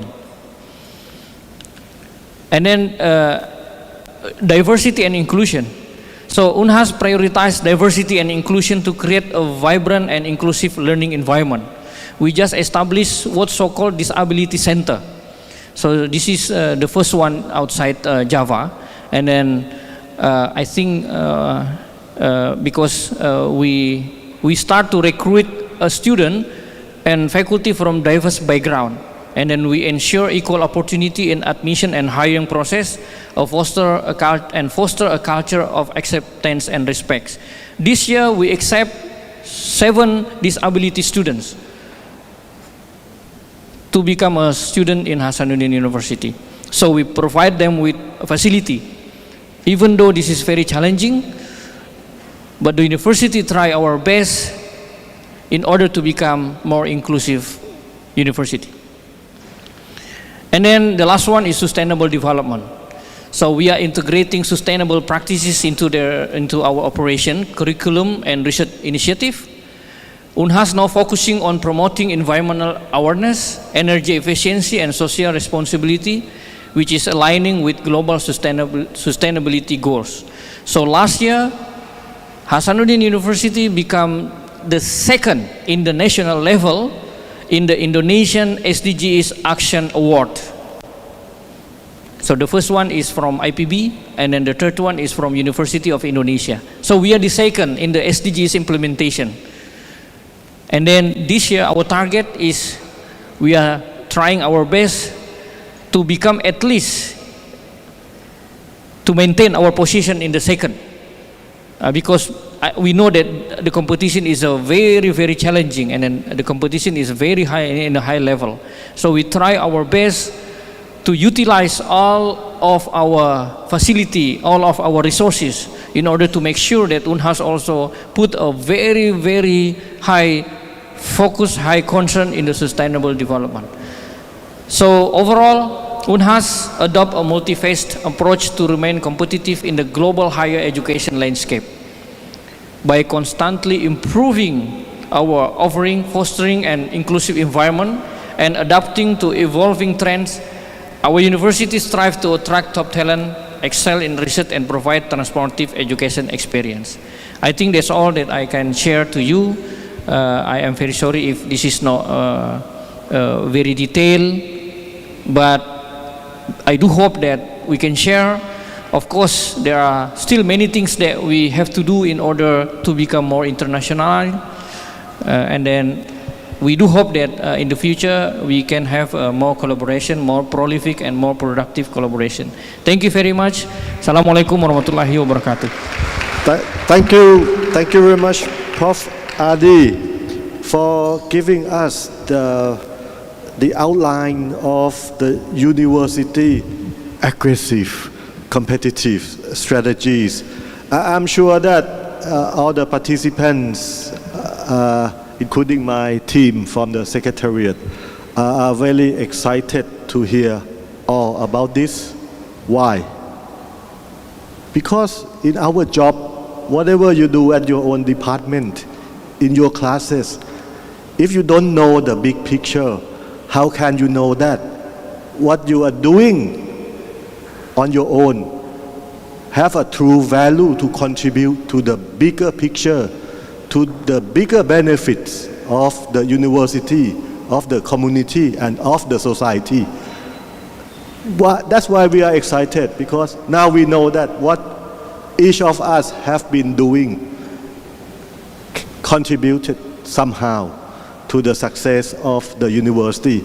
And this is always a necessary background when we start any policy dialogue, that we need to know the big strategy, the bigger picture, so that we know how we go about in a very smaller one, but not in the silo, I'm sure.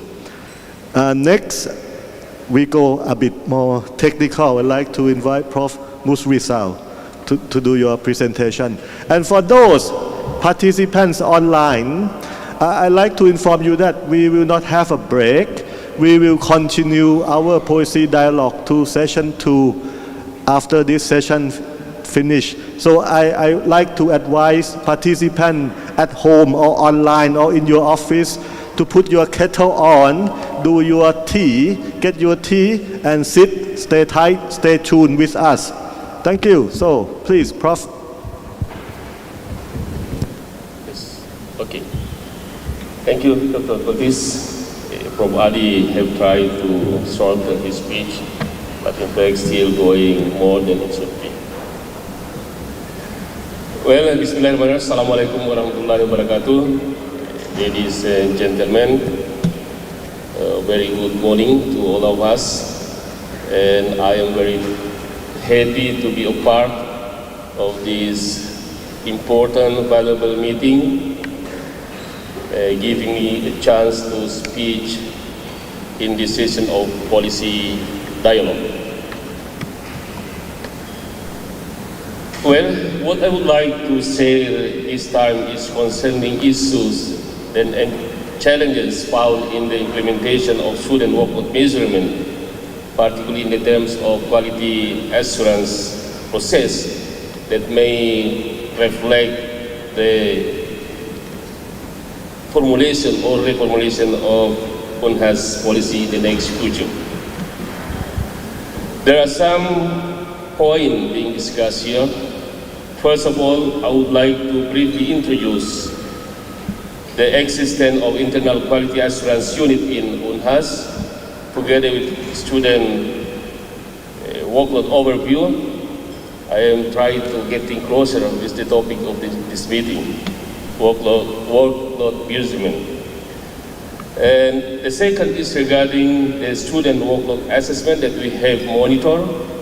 And then finally, I would like to present the issues and challenges in the implementation of student workload measurement in UNHAS. Let's see the existence and position of quality assurance unit in UNHAS. With the status of transforming UNHAS to a legal entity State University since 2015, UNHAS has three main organizational organs. Rector, of course. Other is Academic Senate, which is responsible for the formulation of policy and strategy related to the university academic activities. And the other is Board of Trustees, which is responsible for the formulation of university non-academic activities. And in terms of quality assurance, Rector delegates its operationalization to the units of academic and non-academic quality assurance, either at the university level or at the faculty level. So, the quality assurance unit in UNHAS is developed to work for continuous quality improvement to support the achievement of UNHAS vision. And talking about the student workload, basically, as mentioned before by other speaker, we need to see the curriculum of the study program, which is developed by taking into account the internal and external factors, such as government guidelines, university vision and mission, input from external and internal stakeholders, and also available resources. According to the national policy, the development of study programs curriculum should be carefully directed through systematical steps, starting from the formulation of graduate profile. And based on the graduate profiles, study program formulates learning outcomes, which will be the main consideration in determining required knowledge and skill that we expect students to have. And it will be in the form of course and workload. Then all the courses are structurally organized for the covering time or semester. For the implementation of the curriculum at the base part, it is important to have teaching and learning strategies for each course according to the credit point loading. Here we can see how the workload is defined according to the national policy. And this is going to be reformulated because have been a public hearings for the new regulation plan. In general, the learning activities can be in the form of theoretical work, practical work, or both. One credit student workload for theoretical work is equal to 50 minutes in class learning, 60 minutes dependent study, and 60 minutes assignment in a week. Meaning that's around 45 hours in a semester for one credit.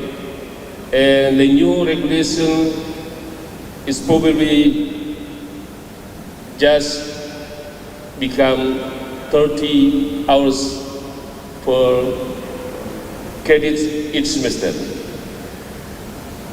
Meanwhile, one credit for a practical course is equal to 170 minutes of practical work per week, including the activities of preparation and up to the reporting. Now, how is the quantification of student workload? We must probably agree that it's really important. But in fact, student workload is not easy to quantify. There are some factors that make student workload is difficult to quantify. In some cases, measuring it by time would show different results among students as they have different level of ability, engagement, and also cognitive constraints. Besides, we found also the perception of students about workload may be influenced by some factors, such as motivation, learning strategy, learning style, learning skill, Also, relationship between facilitator and student, perceived value, interest of activities or interest of content, also the social situation, university-like balance situation. Now I would like to move on the student workload assessment. We have tried to identify the condition of student workload using two approaches. First is to see and analyze the course document of semester learning plan. And the second is to conduct survey as a part of the quality assurance process to gain feedback and information from the students concerning the performance of the teaching and learning process, including how it benefits their knowledge and how is student workload suitable to the course learning outcome. It's probably reflect the subjective opinion of the student, but it is also believed that perceived that the information provided would be valuable input for improving the learning process. Looking at the semester learning plan of some courses provided by study program here, for example, we can see here with this red cycle, some courses with defined credit point as well as contact hours. Let's see looking at the top, for example, at the top, this course is defined to be 2 credits, meaning for us that this course requires learning activities about 90 hours in a semester. With the information that the contact hours only 23 hours, then still remaining around 67 hours or 70-40% of the course load provided for students who have learning activities outside the class. The next course is 3 credits, and around 80% of the course load is provided for students who have time for self-study and doing some assignment. Another case with the course of 3 credits with the contact hours in the form of lectures and lab practical. It's on the availability time around 62% for doing learning activities outside the class. The last is in the case of 3 credit hours with the defined contact hours in the form of lectures, lab practical and field practical, still has time availability around 53% doing learning activities outside the class. The question is how the student use this remaining time outside the class. The second approach, to be more detailed, we conduct survey, and here's the list question related to student actual work. We would like to have information regarding competency in related to the workload, effective time for task assignment, effective time for self-study, comparison between the one course to the others, and also allocation of time to complete the task or assignment.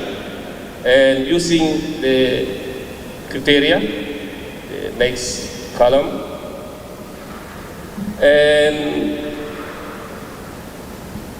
the result is from the one study program. We take the result, and here is the picture of local suitability for courses, indicating the student response. In this case, students express their level of agree 1 to 4, and the results are further categorized into the level of suitability using this table conversion. And in this case, we found the level of workload suitability for courses generally become the value around 55%, and suitable around 45% category, and none of less or not suitable. However, when we ask students to see the workload suitability for a course in comparison to other courses they took, then we found some courses saw unsuitable amount of study time spent, as indicated here for the course of the orange one, computational mathematics, for example. I will go fast.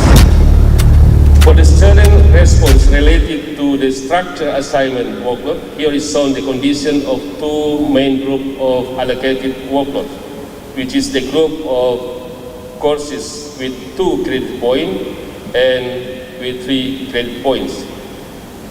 The orange one is 2 credit points, and we can see the result of the survey so that only around 27% student response said the assignment workload is met as required for the course of 2 credit points, and about 35% for 3 credit point courses.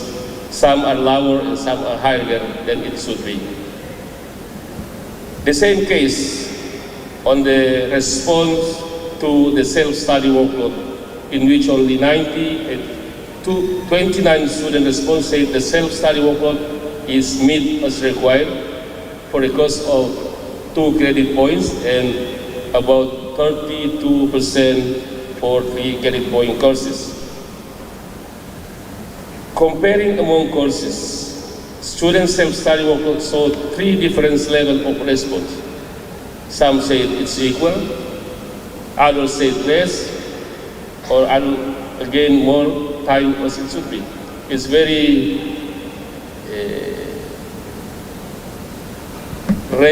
big range distribution. It's probably because of what we see the previous slides about the perception of the workloads from the student, motivation, learning style, learning skill, and so on. This is the same pattern of the student workload from other study program. I will go through this. It's also the same case, and here is another case which is so relatively equal response between design and actual workload. Well, let's now see what the issues and challenges we identify in working with student workload measurement. Firstly, it is the issue of perception on workload, which mostly different among students due to their different background, experience, and expectation. In this case, running a course with appropriate teaching and learning methods in challenging to lecture as facilitator. Another challenging in this issue is to build a good coordination within and between courses in order to make appropriate distribution workload as required. The next issue is the fact that in a study program, there are some courses with excessive time allocation and some other courses with less time allocation. In this case, it is challenging for internal quality assurance unit to have standardization, measurement, evaluation mechanisms to ensure the balance between the weights of assignment and the time needed to complete the assignment, which is expected becoming better and better from the time to time. Another issue is the imbalance of student workload between one time period and another. It may excessive in certain weeks and less in other weeks. In this case, it is challenging to have a system facilitating a comprehensive schedule arrangement of student assignment for all courses based on their semester learning path. It is affected by the curriculum structure. Another issue is the lack of student motivation for independent study. In this case, it is challenging to enable academic advisors to explore student perception and provide them with appropriate solutions. This issue is going to be considered in reformulation, reconstruction of curriculum among the study programs present or existent in Universitas Hasanuddin, in UNHAS. I think that's all my presentation, and thank you, President, for your kind attention. Thank you. Thank you very much, Prof. Musrizal, for presenting a very, I would say, cover all the outcome-based, how outcome-based qualifications are managed in UNHAS as a good example. We could see at the end of the presentation that the issues related to the culture of student workload calculations are identified, such as the perception and motivation, the coordination within and among the courses, and also the balance measures that are required to make it right in terms of the courses or the outcome delivery or the learning and teaching delivery. And we also observe that Hasanuddin start by making use of the strength of the internal quality assurance system and processes and bring it on to do the quantification of the student workload within the courses. I think everyone would agree with me that this is very excited. It's a very exciting to observe, and all this have been done within the interrelationship between how credits are calculated and link up with teaching and learning strategies and link up with work assignments within the courses and within the curriculum. And most important of all, is being done within the framework of the regulation in Indonesia. I must be, for our esteemed speakers here and audience in the room and online, I must be rude here that we cannot take any question because due to the time that we are exceedingly run out very fast. So please join me in giving a big hand to our speakers, both professors. Thank you very much. Thank you very much. Yes, thank you. To run the next session now. And I'd like to take the liberty of moving on to the next session of the Poetry Dialogue. I'd like to invite the speakers for the next sessions. We have four speakers. Two are students, and one from the private sector, and one from the Faculty of Medicine. We have Dr. Asti Amalia. Please announce the speakers. Okay. Well, thank you very much for Dr. Choltis. Now we have another session called the Dialogue, and we have 4 speakers in this session.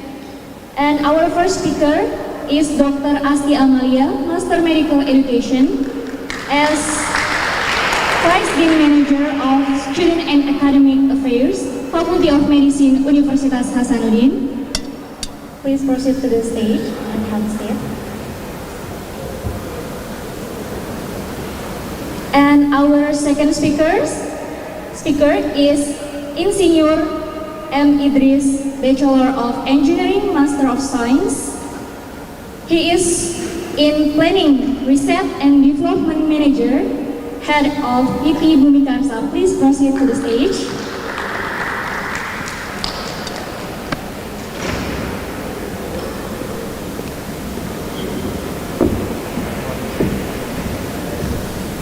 Well, our third speaker is Zemira Devita Situmorang.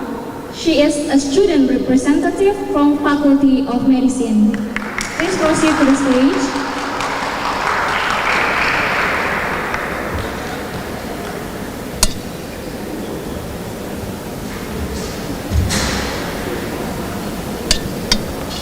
And our last speaker is Abdul Salam.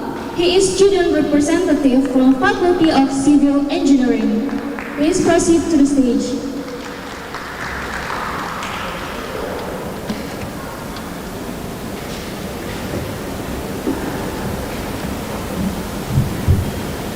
Well, for Dr. Cholvis, who will lead the session, the time and place are yours. Thank you very much, Madam MC.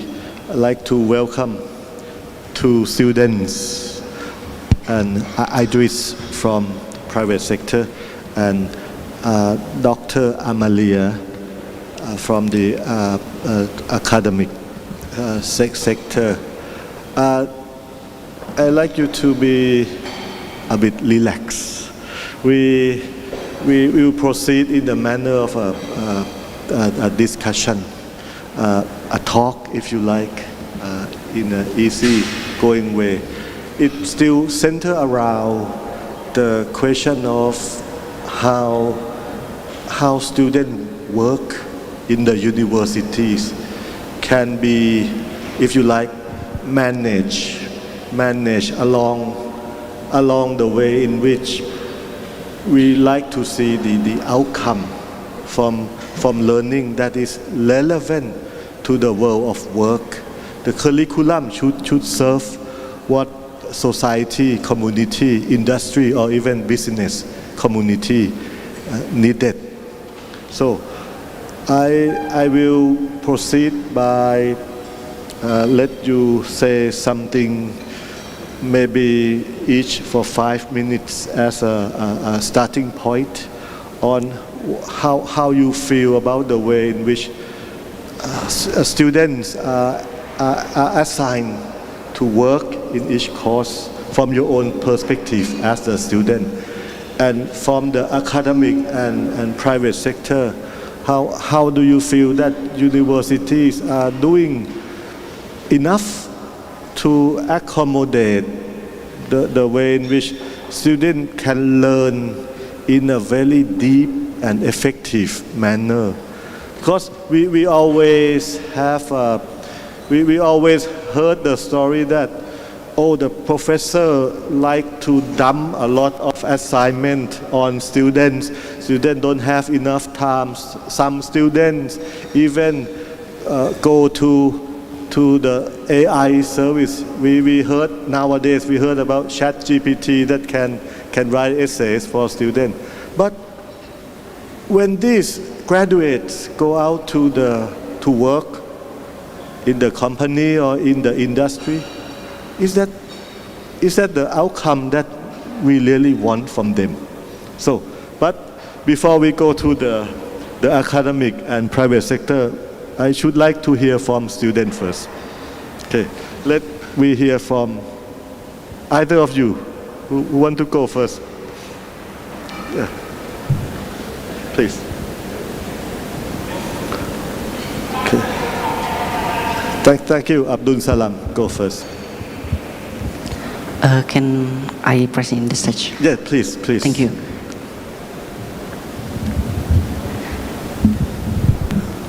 The Honorable of Vice Rector of Universitas Hasanuddin, the Honorable of all invited speaker and also invited guests and all participants in this event, please allow me to present my perspective about the workload measurement in this moment.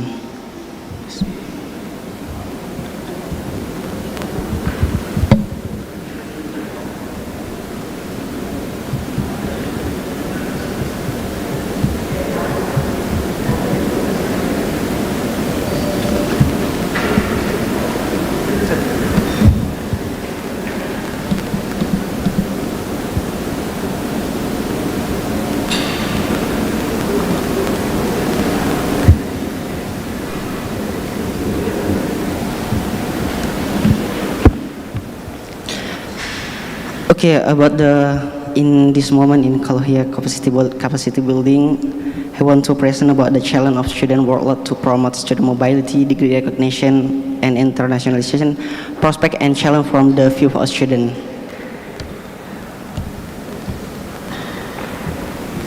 And for the first, please allow me to introduce myself in front of you all. I am Abdul Salam. I am final year student at Hasanuddin University with a major in electrical engineering. So I want to disclaimer about my major, and I'm interested in automation engineering, especially in social robotics and advanced artificial intelligence and Internet of Things. And I also has a passion for engineering management. So my skill and my experience in leadership field, and also in my entrepreneur company as a project manager and UI UX designer. So about my colleague activities, as long as I become student of Hasanuddin University, I active as freelancer, as project manager in some project from the artificial intelligence field, biomedical field, and also the agriculture field. And also I'm an UI UX designer, graphic designer, and website developer. And besides that, I also active in organization. As long as I become a student in Hasanuddin University, I have been demoted to 7 student organization. Among them serve as chairman, secretary, and coordinator. And now I active as CEO and also startup founder in Creative Organizing of Indonesia, one of the startup campus in Hasanuddin University, engaged in industrial of creative industrial. Service provider, startup in event organizer, and event and freelancer. And also I become mentor for the new student in engineering faculty, people consulting, and community development.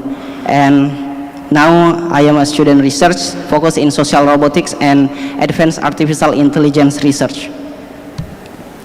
So speaking about the challenge of student workload to promote student mobility, degree recognition, and internationalization, especially in prospect and challenge from the view of our student. But before I want to remind about the objective for my topic is opportunities and obstacle encountered in the student mobility process. So I want to start to speak about my opportunities as I get after I join in international program and also international competition.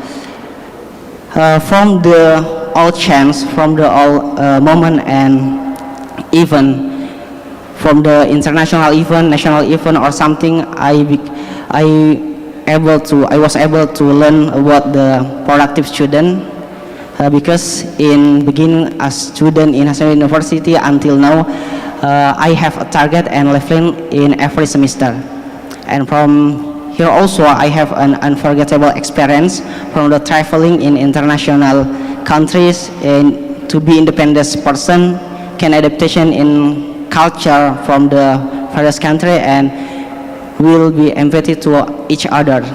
And also I can add my relationship from the various country, not only in the student but also from the researcher, lecturer, and there are so many from them give me their name card and recommendation for me to continue my study in their country. And from that also I can to be open-minded, and I think from I join in the international program or national program, I have unique value, let's say privilege to apply another chance. And the last, from the all programs in international event especially, we can get the recommendation maybe from the next program and also the scholarship to continue our education. So this is my experience after I joined in exchange program and international conference. In 2021, if I still 5th semester level, I get opportunities to be the part of the one of the delegation from Indonesia Young Leader for joining the international program. let's say, future leader exchange in Istanbul, Turkey, and it be held offline that time. And also I have joined Asia Europe conference and student exchange, but this event will be held by online method. And also I have joined the Model United Nations to be representatives UNDP from Sudan to speak about the Sudan countries, about the economic and also technological education sector. And besides that, I also active for joining the competition, especially in national and international competition in robotic research field and also the digital startup technology.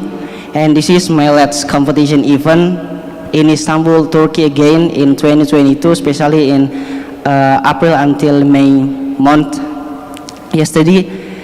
And this event joined from the around 34 countries from in the world, and this is one of my event, and this is the biggest exhibition in aerospace and technological exhibition. In here we raise the Geopar Maros Pangkep to promote in the world because the Maros Pangkep Geopar is one of the biggest geopard in the world, like that. So speak about the challenge. Maybe if we join the international and competition chance, we must to learn about the time management, especially in academic and also project sector. And also I must to adapt to educational and curriculum design, because today in Hasanuddin University and also many campuses in Indonesia develop again about the curriculum design, and we must to adapt with them. But now I am final year, so I'm not get this curriculum design in my semester now. And also we must to adapt about the environmental and cultural influence from other countries, other people, and also the financial constraints. But I believe the power of networking, the relationship, and unique value from us. We can pitch in front of the investor. We can pitch in front of maybe in the dean, maybe in the rector. So with them, we get the full support to develop my self potential, and also we can apply another program, especially in international programs. Okay, about what the next my plan especially in educational sector. I want to continue my study, especially in University of Bristol or University of Technology Sydney, by choose Master of Engineering Management, especially in intelligent manufacture, because I think in the future we need about the artificial intelligence development and also Internet of Things, especially in my focus now in robotic field. So I also need about the engineering management, especially in project management, because I have a plan and dream to lead my company startup in the future. So from this, I must to develop my potential, my self potential, and also my career prospect in the future. Okay, maybe that's all from me. Thank you for your attention. Assalamualaikum warahmatullahi wabarakatuh. Thanks a lot, Abdul Salam. I learned at least two things from your presentation. Please have a seat. One is that from the student perspective, it's about planning self-discipline and how you manage your time. Another thing I learned is that sometimes our professors forgot that students need more time to do other things that enhance the skill that cannot be taught in classrooms, and to enhance our abilities that sometimes laboratory cannot offer to students. For example, interpersonal skill, ethics, how to work with other people, how to respect other people, including intercultural experience, how to do the intercultural communication. That's the thing I learned. Thank you very much, Abdul Salam. Thank you for the question, sir. For the first, about my in my discipline, especially in academic sector, I active as assistant in laboratory, and from the academic sector, I active as a project manager and also lecturer assistant in my department, especially in electrical engineering, let's say in control and robotic engineer. And from them, I must to explore my academic also, not only in my external academic. So because I also awarded of scholarship,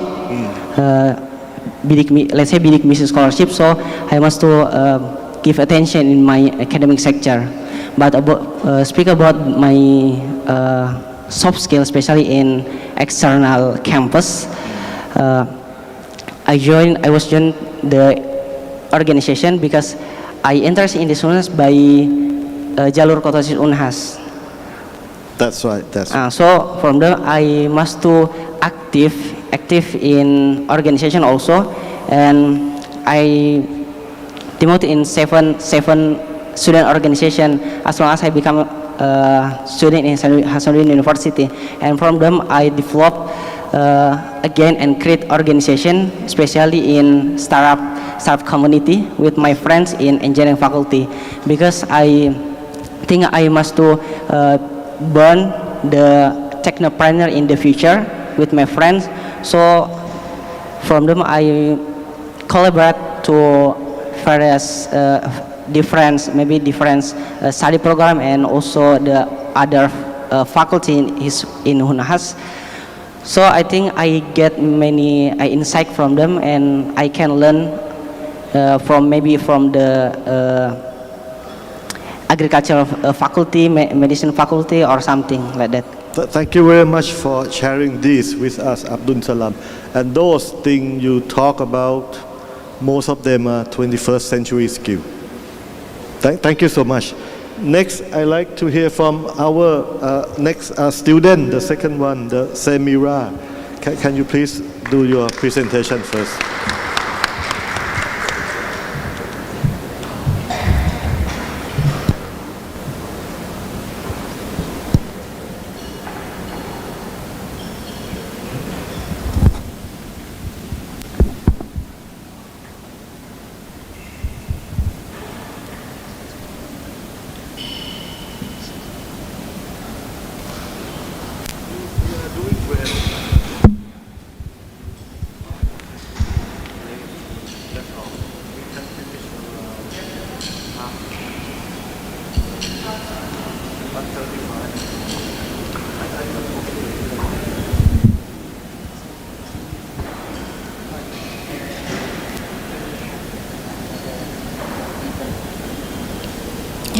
Assalamualaikum warahmatullahi wabarakatuh, and good day everyone.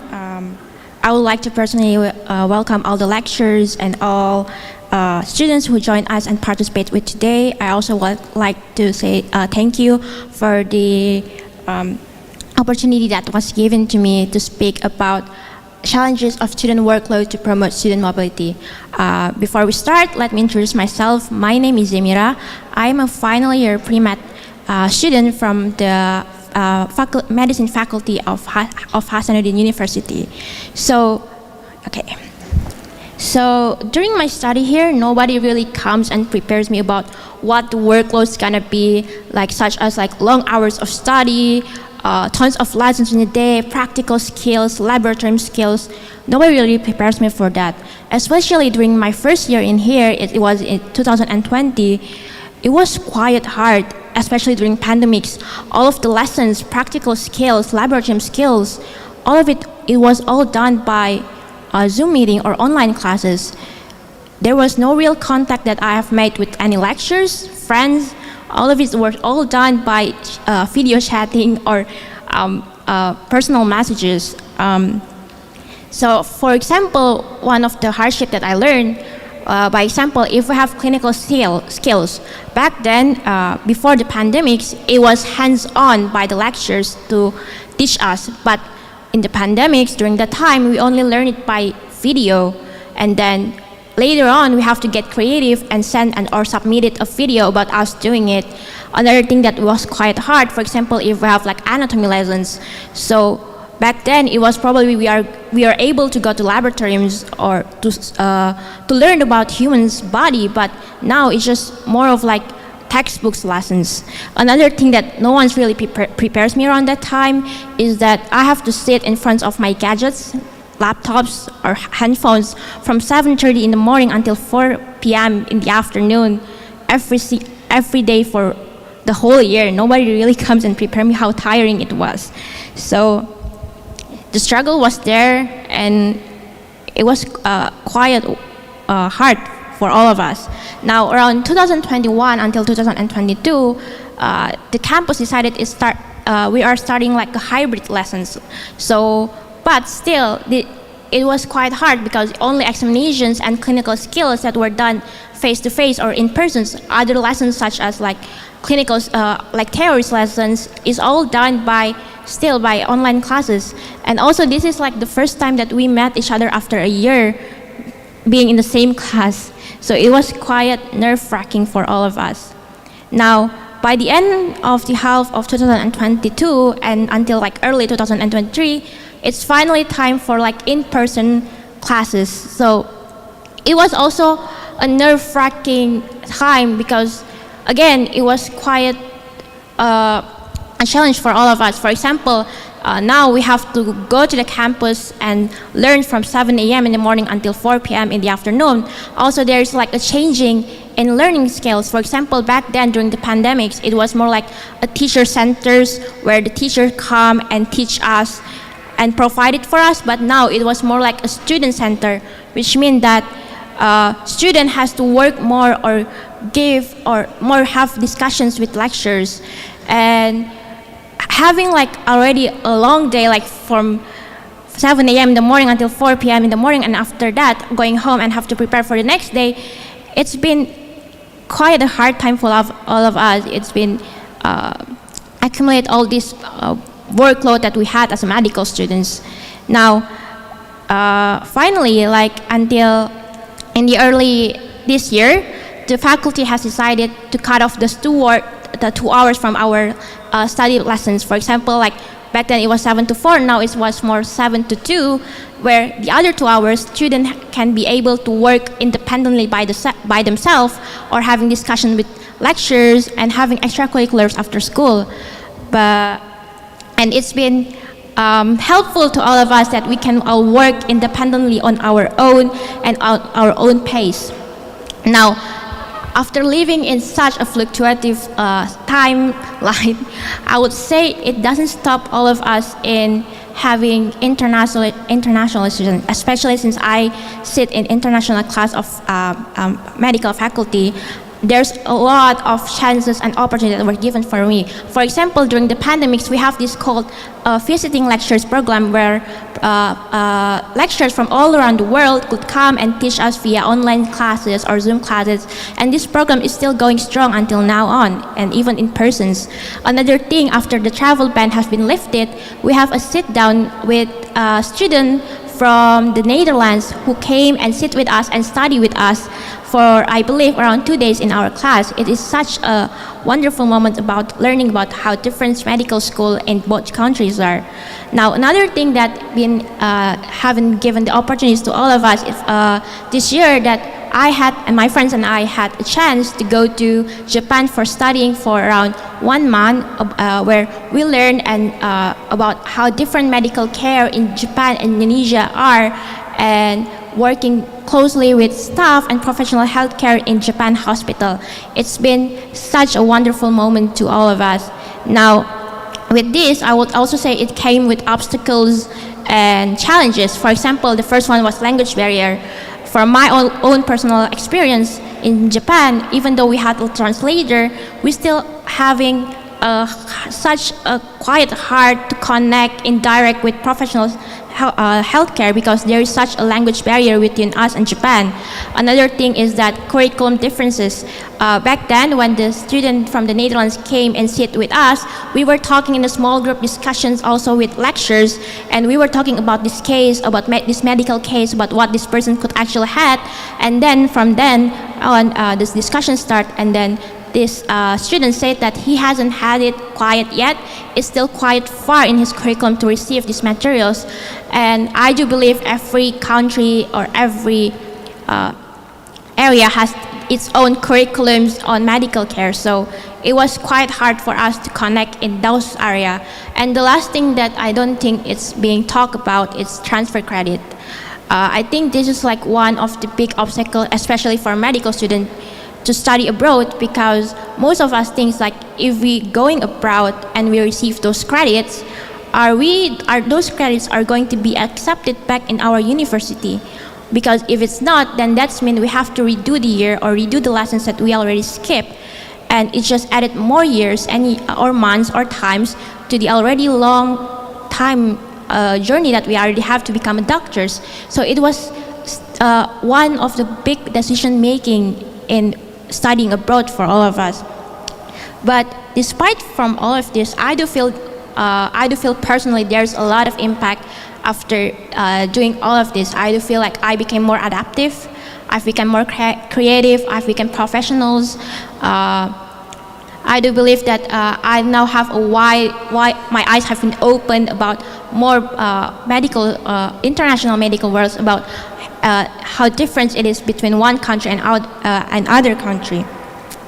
Now, in conclusions, I do believe my times in here, studying with such a fluctuative, like from online school, hybrid, and then in-person classes, has given me a lot of strength, adaptive, a lot of characters that could help me conquer the international world.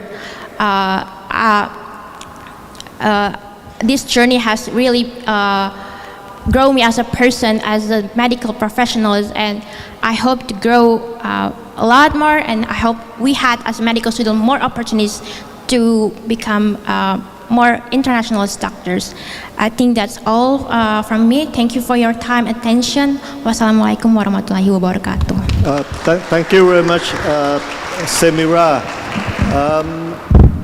It need not a long summary, because I think it's very obvious to everyone that her presentation is the reflection of the challenges ahead that university are facing right now. If you want to go internationalize or do more of the international or regional courses, whatever she reflects, for example, the credit transfer system, the curriculum difference, and the English language barrier.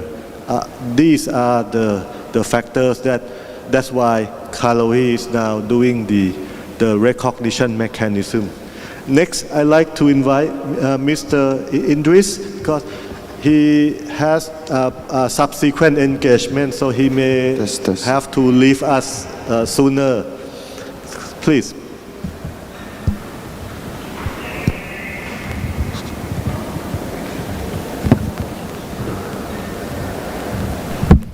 Okay, ladies and gentlemen, good afternoon. Assalamualaikum warahmatullahi wabarakatuh. Sorry, I can may present in Indonesian language. Sure. Perkenalkan, my name is Idris. Saya lulusan dari Teknik Sipil Fakultas Teknik Universitas Hasanuddin Makassar tahun 2007. Jadi keluar 2007. S2 di UGM di Magister Sistem Teknik Transportasi. My work in PT Bumi Karsa Kala Group. Start Februari 2008 sampai until now. Jadi mulai dari set operation manager, project manager, until planning research and development manager, head office PT Bumi Karsa. Oke. Jadi pada kesempatan ini saya akan mencoba membawakan bahwa dengan latar belakang saya adalah suatu kontraktor di perusahaan kontraktor, itu sangat diperlukan sekali yang namanya sarjana teknik yang bisa diandalkan dan bisa berpengalaman di proyek-proyek. Kalau kita lihat dari kebijakan terkait pembangunan infrastruktur di Indonesia, bahwa poin ketiga bahwa melanjutkan pembangunan infrastruktur prioritas. Kemudian kita lihat lagi dengan rancangan APBN di 2023, itu anggaran infrastruktur itu semakin meningkat. Saya coba membawakan bahwa infrastruktur ini cukup berkembang di Indonesia. Kalau kita lihat lagi kerangka infrastruktur itu mulai dari infrastruktur ekonomi sampai dengan infrastruktur perkotaan serta infrastruktur pelayan desa. Mulai dari pembangunan energi, ketenagalistrikan sampai pembangunan TIK. Apa peran teknik sipil dalam pertumbuhan ekonomi? Jadi kalau kita lihat tadi, infrastruktur itu merupakan roda penggerak pertumbuhan ekonomi ya. Dengan alokasi pembiayaan publik dan swasta, infrastruktur dipandang sebagai lokomotif dalam pembangunan negara. Apabila infrastruktur ini meningkat, pasti peran dalam teknik sipil kita sangat meningkat.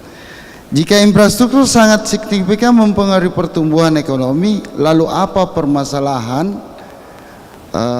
What problem yang ada saat ini ya terkait SDM. Jadi apabila infrastruktur meningkat, SDM ini sangat dibutuhkan, sehingga kalau kita dilihat di Indonesia, kekurangan SDM terkait teknik sipil, arsitek itu sangat kurang ya, masih sangat kurang. Dalam pelaksanaan dalam kegiatan yang menciptakan lapangan kerja bagi sarjana teknik sipil itu banyak sekali, mulai dari prakonstruksi, itu lulusan dari universitas ya, kalau sangat dibutuhkan, mulai dari surveyor sampai ke jenjang atasnya. Kemudian di fase tadi prakonstruksi, kemudian pasca konstruksi, kemudian pasca konstruksi. Itu sangat membutuhkan lulusan dari alumni-alumni yang mempunyai skill. Kemudian lanjut, project organization structure in contractor, project manager. Project manager is civil engineer, quality control, staff engineer manager, staff site operation manager, quality surveyor, monitoring, general supervisor is civil engineer. Jadi kalau kita lihat di struktur project 50% is civil engineer.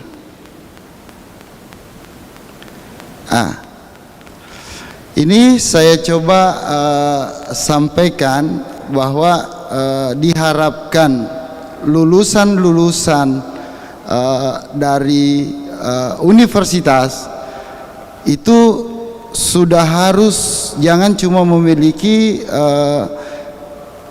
skill teknis, jangan hanya memiliki skill teknis.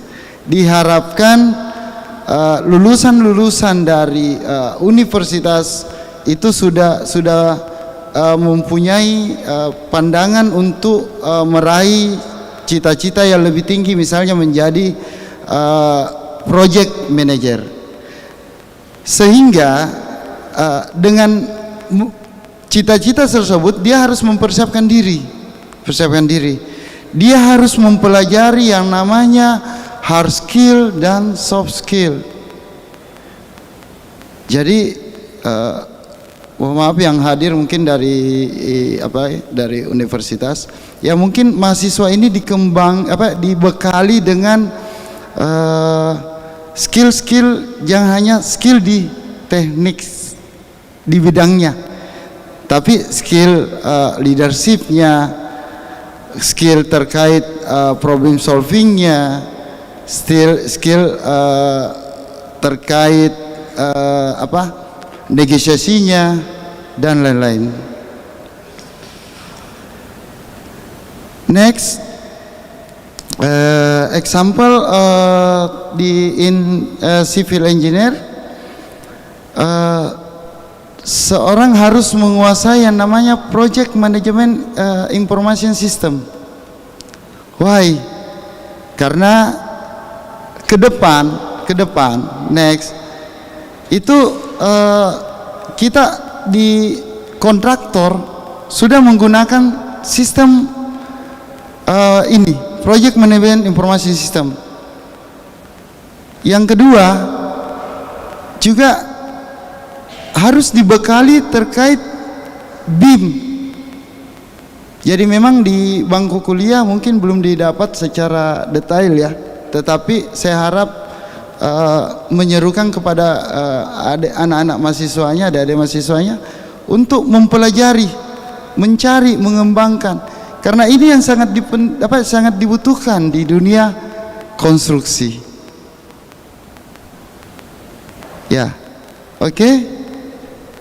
Mungkin itu. Thank you. Assalamualaikum warahmatullahi wabarakatuh. Thank you so much, Mr. Idris. That's another reflection along the line of what Semira also reflected earlier. It's a reflection from the industry. Given the fact that ASEAN region is moving towards becoming the fourth largest economy in the world in a few years from now, you reflected that there's a problem of the shortage of human resource or man or human resource power, right?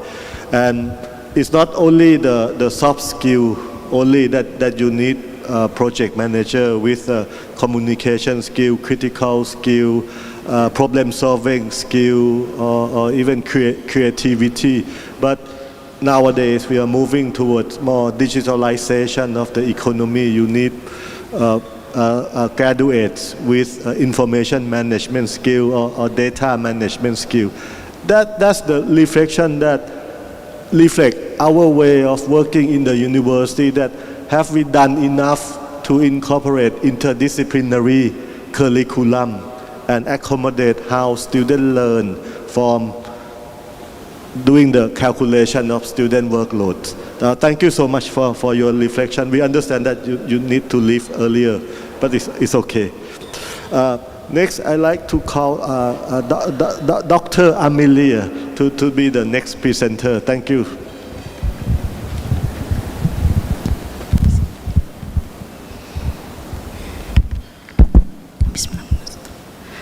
Thank you, the chair, for this opportunity. I'm very glad that I got the last turn because I can hear the presentation from my students about the student workload in her perspective, and it will also be connected with my presentation today. So I'm going to give you an overview about the description of student workload in our Bachelor of Medicine study programs, and also to add more information from Samira, we are also going to give you some information about the students' mobility, especially in Bachelor of Medicine, the challenges we have faced and the opportunities we want to continue in the future.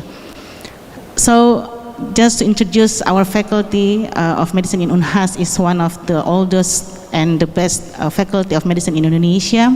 We started 47 years ago, and now we are moving from our old campus to the Taman Ria campus, and in 2023 we are now consisted of 33 study programs. We have 3 bachelors, medicine, psychology, and veterinary. We have 2 professional for veterinary and also for medical doctor, and we are now in progress of opening the professional phase for psychology study program. We have 23 specialist study program and 2 subspecialist study program, and 3 subspecialist study program. We have 1 magister in medical education and 1 PhD in medical. We already have recognition from AUN in 2017, and recently in 2022 we got accredited from ASEAN University. Now, I'm going to continue with the student workload, especially in Bachelor of Medicine study program. And we are very fortunate to be included in the CALOHEA project, since it runs together with ASEAN accreditation, and one of the requirements of ASEAN accreditation is that we have to look back to measure students' perceived actual workload.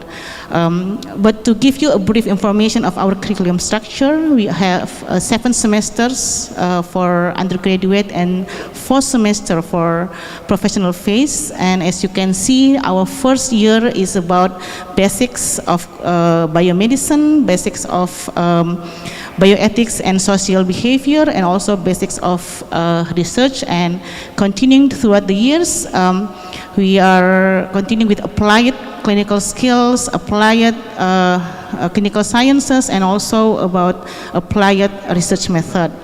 And since 2018, we are starting to use blended learning, flipped classroom.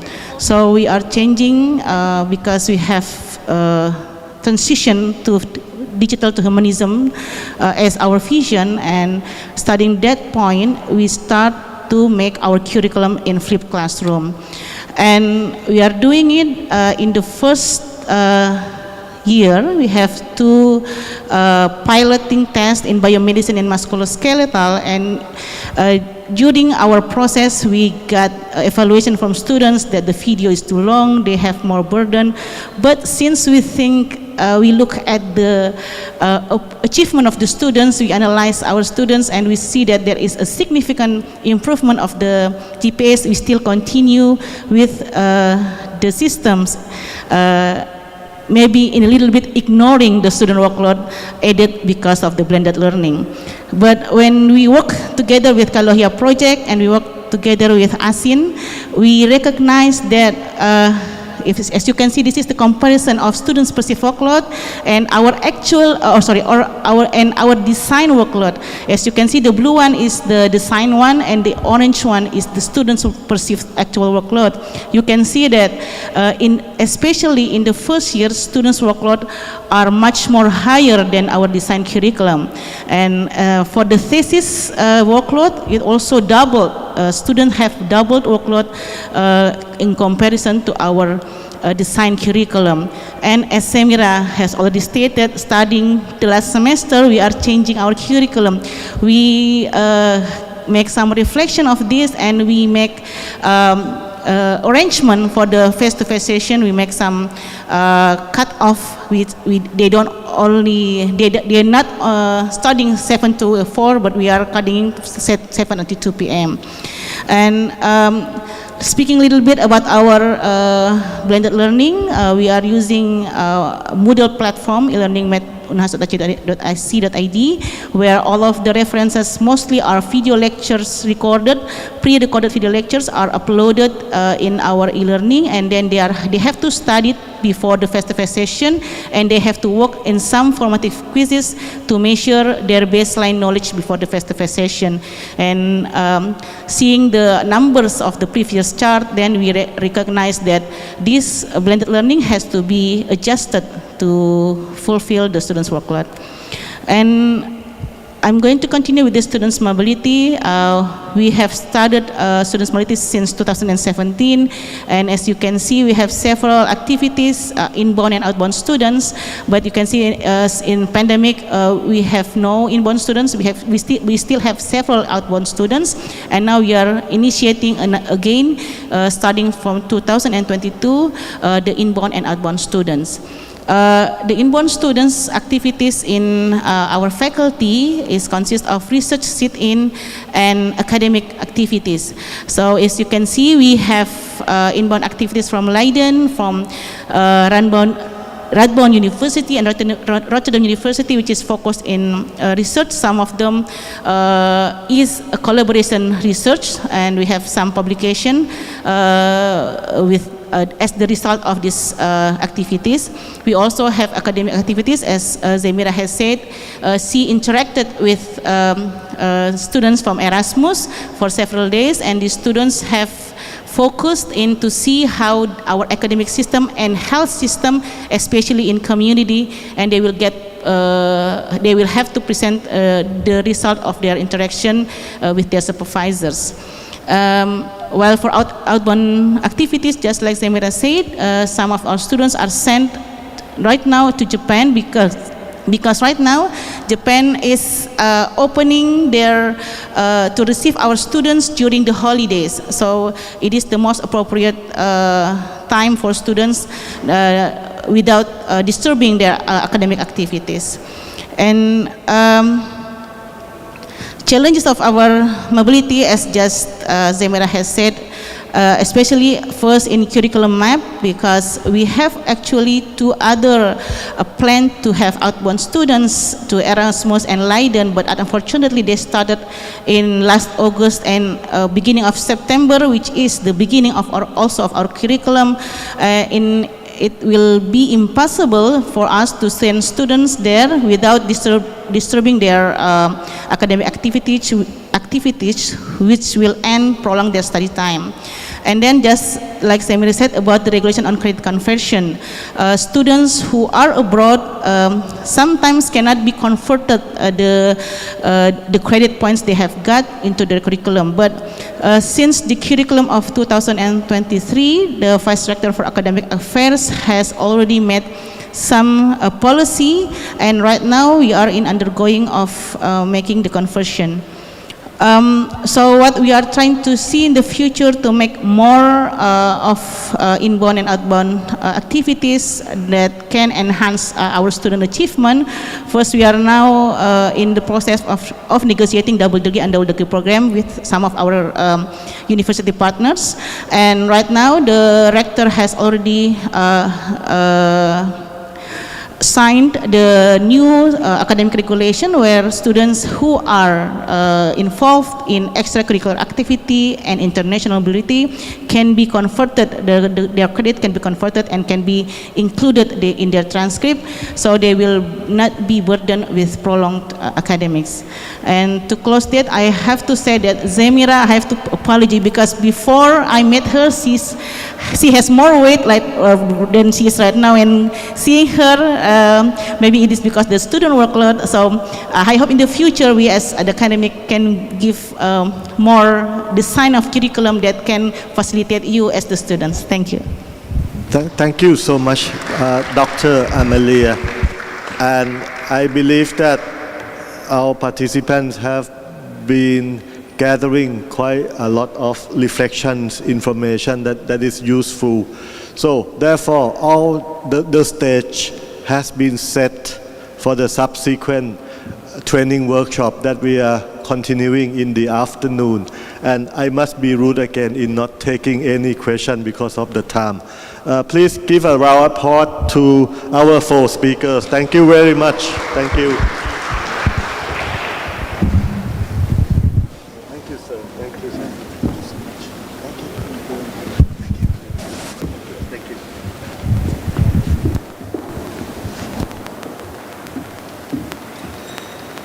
Well, thank you very much for Dr. Joldi's and our 4 inspiring speakers for this session. Now, because we already finished our morning session, we will have a lunch break. But before that, I will give some information about our afternoon session. So our afternoon session will be in breakout rooms. So there will be 3 rooms. The first room will be in the second floor, inspiring room. It's for civil engineering, and for medicine, it will be in this ballroom. And for teacher education, it will be in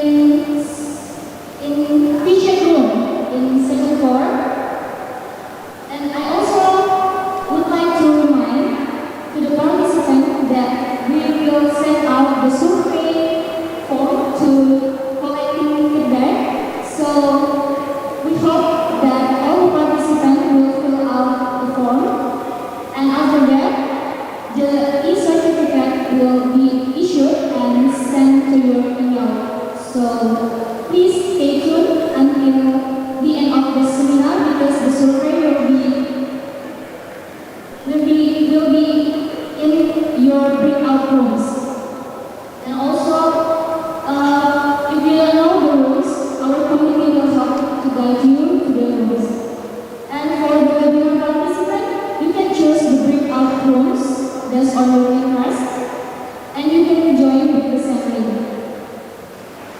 Well, ladies and gentlemen, we will have a lunch break for an hour, and the lunch will be served in this room because our afternoon session requires an adequate concentration and energy. We hope you enjoy the lunch. So we are thankful to all the guests and participants online and offline. We do hope you enjoy this seminar for these 2 days. See you again next time. Thank you. Assalamualaikum warahmatullahi wabarakatuh.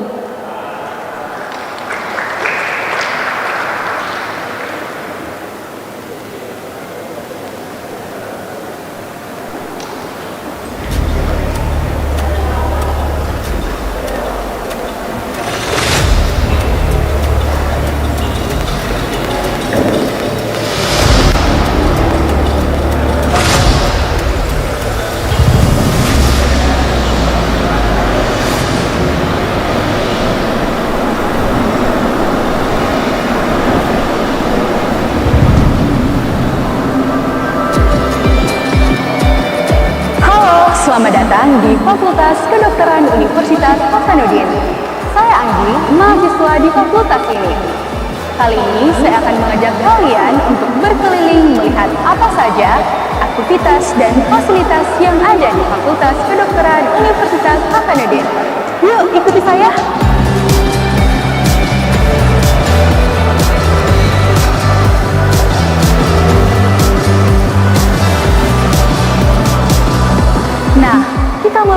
di sini.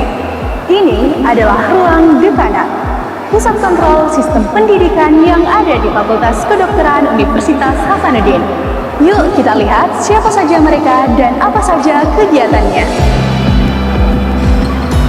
Salah satu agenda rapat kita pada pagi hari ini adalah bagaimana kita mengimplementasikan hebat dan smart Fakultas Kedokteran Universitas Hasanuddin.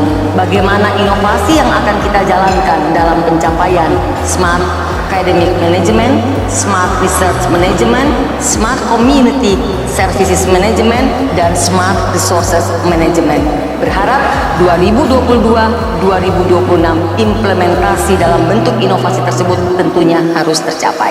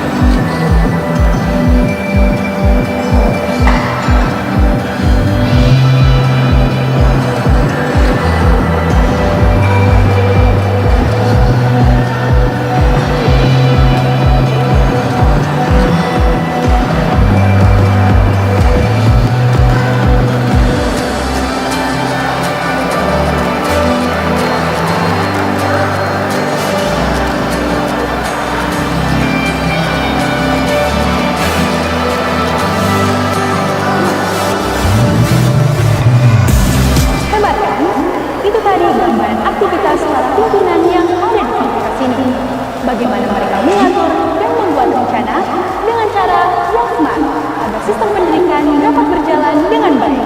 Selanjutnya, mari kita lihat aktivitas pendidikan yang ada di kampus ini.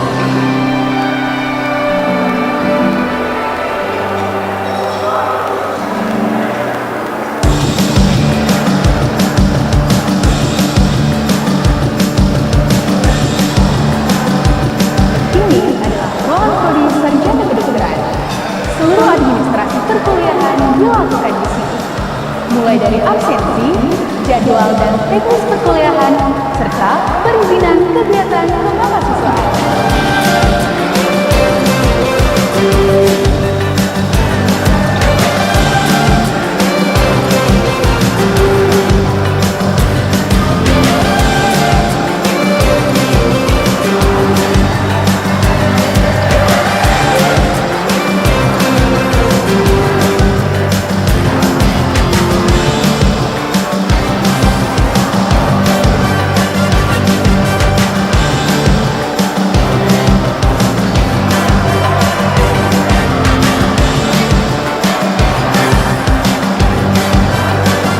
Ini merupakan proses perkuliahan di kampus.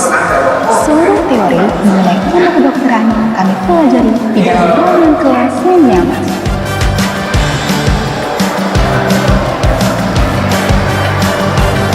Oke, sekian kuliah kita pada hari ini, adik-adik sekalian.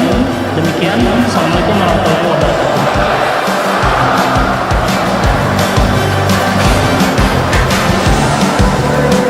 Hai Anggi. Hai. Hari ini ada seminar tentang ginekologi di LT5.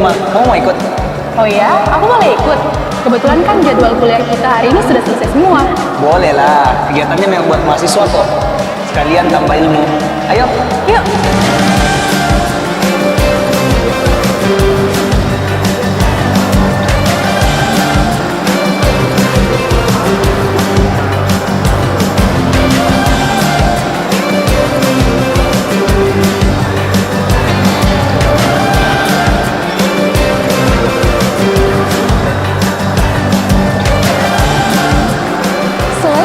Secara teori, belajar ilmu kedokteran tentu saja membutuhkan banyak praktik dan simulasi.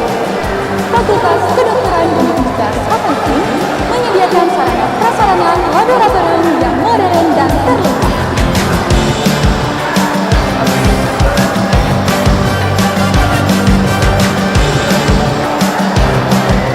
Di laboratorium ini kita bisa belajar ilmu kedokteran dasar yang mempelajari biologi serta struktur tubuh manusia secara makroskopis sesuai dengan masing-masing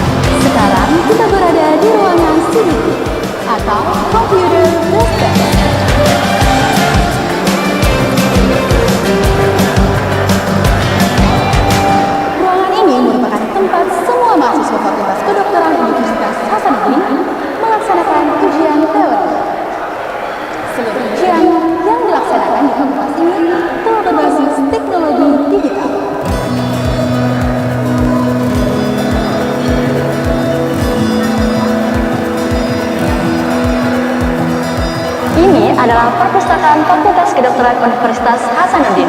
Di sini kita bisa mencari berbagai sumber referensi pelajaran dengan berbagai macam buku ilmu kedokteran yang terlengkap.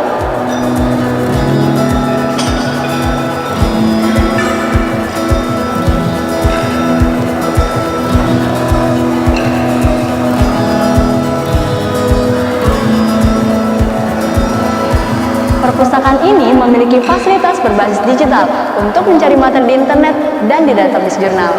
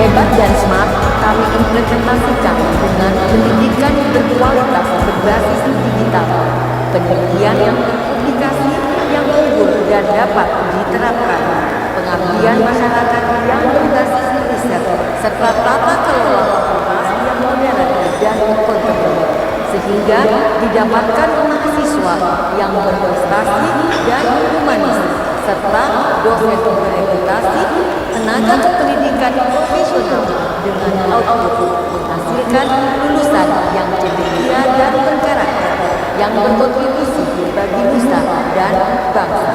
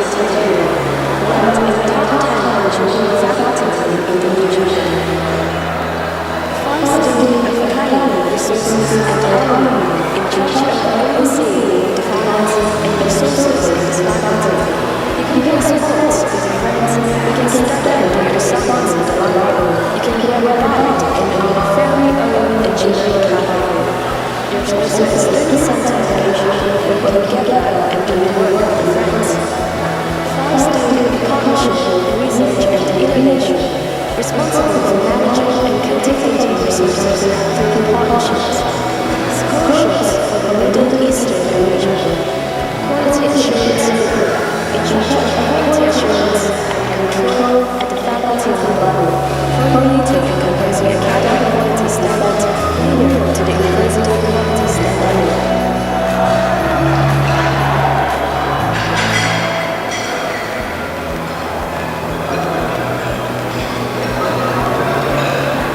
Engineering focus on the application of physical and scientific principles.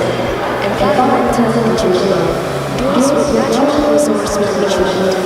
Architecture engineering deals with the technological aspects and multidisciplinary approach to planning, design, construction. Urban and regional engineering focus on technical and political processes. Mechanical engineering deals with a range of subtopics including economics and politics. Industrial engineering improving quality and productivity of cutting waste, time, materials. Electrical engineering focus on electricity from microscopic computer components to large power networks. Informatics engineering centralize and harnessing the power and possibility of digital technology. Mining engineering deals with mineral processing and mine waste elimination. Geological engineering focuses on ground faults and earth processes to identify potential enlargement and associated human deposit. Marine engineering works in researching, developing, and constructing new marine fossils and their components of parts. Ocean engineering studying engineering and natural science to improve ocean systems and optimize human and marine interaction. Architecture engineering deals with technical architecture, and environmental oceans and marine systems. Faculty of Engineering, Universitas Hasanuddin, Seni, Smart Campus Life,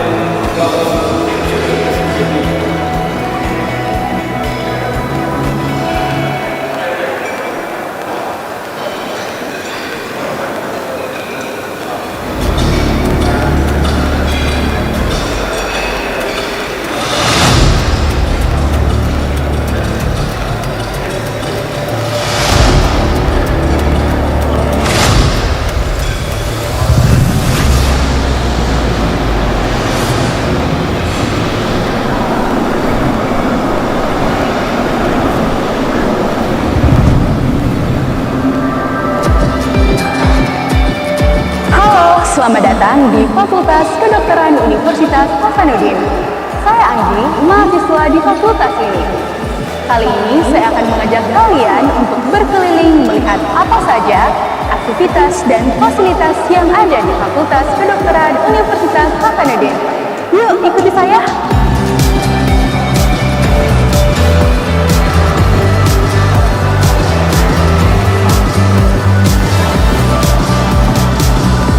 Nah, kita mulai dari sini. Ini adalah ruang dekana, pusat kontrol sistem pendidikan yang ada di Fakultas Kedokteran Universitas Hasanuddin. Yuk kita lihat siapa saja mereka dan apa saja kegiatannya. Salah satu agenda rapat kita pada pagi hari ini adalah bagaimana kita mengimplementasikan hebat dan smart Fakultas Kedokteran Universitas Hasanuddin.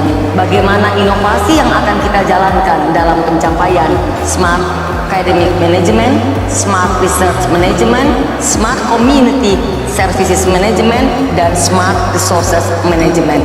Berharap 2022-2026 implementasi dalam bentuk inovasi tersebut tentunya harus tercapai.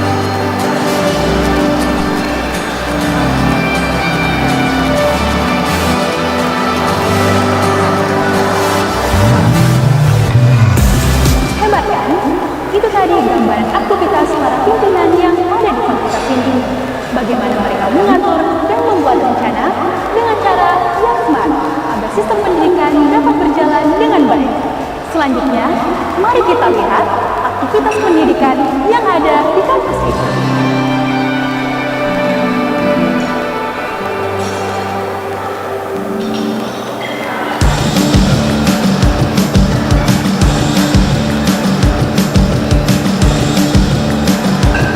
Ini adalah ruang prodi sarjana kedokteran.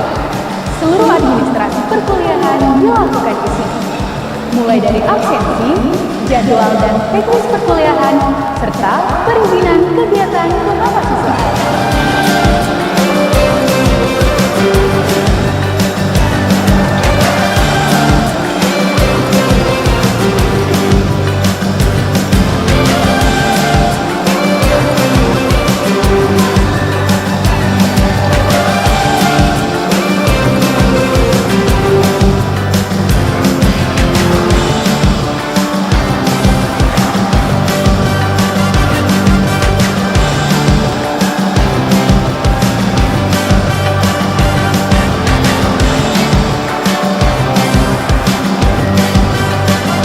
Ini merupakan proses perkuliahan di kampus. Seluruh teori mengenai ilmu kedokteran kami pelajari di dalam ruangan kelas yang nyaman.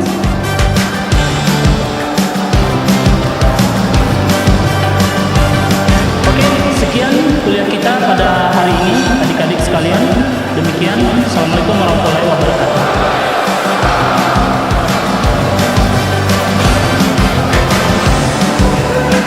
Hai Anggi. Hai. Hari ini ada seminar tentang ginekologi di LT5. Kamu mau ikut? Oh ya, aku boleh ikut. Kebetulan kan jadwal kuliah kita hari ini sudah selesai semua. Boleh lah. Kegiatannya memang buat mahasiswa kok. Sekalian tambah ilmu. Ayo. Yuk.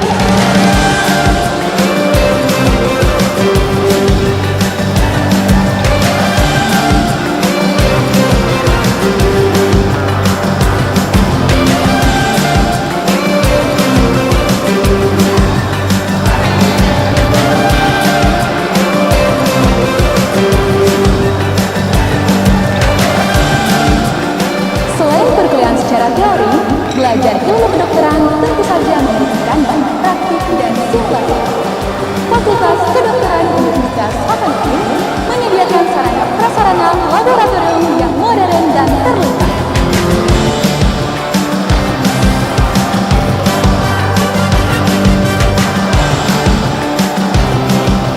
Di laboratorium ini kita bisa belajar ilmu kedokteran dasar yang mempelajari biologi serta struktur tubuh manusia secara makroskopis sesuai dengan bagiannya masing-masing, mulai dari kepala hingga kaki.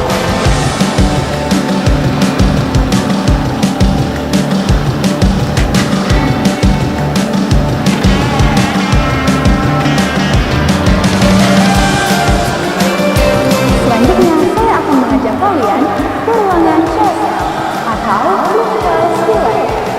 Ruangan ini bertujuan untuk melatih keterampilan klinik dan keterampilan komunikasi mahasiswa. Yuk kita lihat proses pembelajarannya.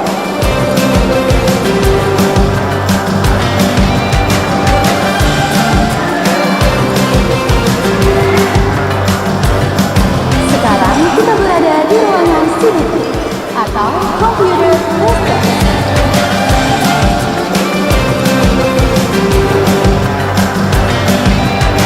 Ruangan ini merupakan tempat semua mahasiswa Fakultas Kedokteran Universitas Hasanuddin melaksanakan ujian teori. Seluruh ujian yang dilaksanakan di fakultas ini telah berbasis teknologi digital.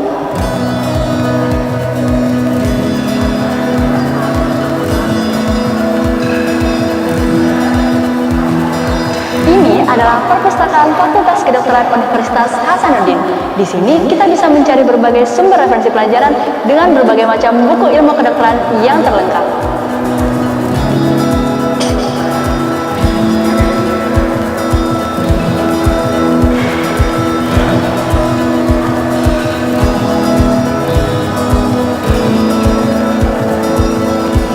Perpustakaan ini memiliki fasilitas berbasis digital untuk mencari materi di internet dan di database jurnal.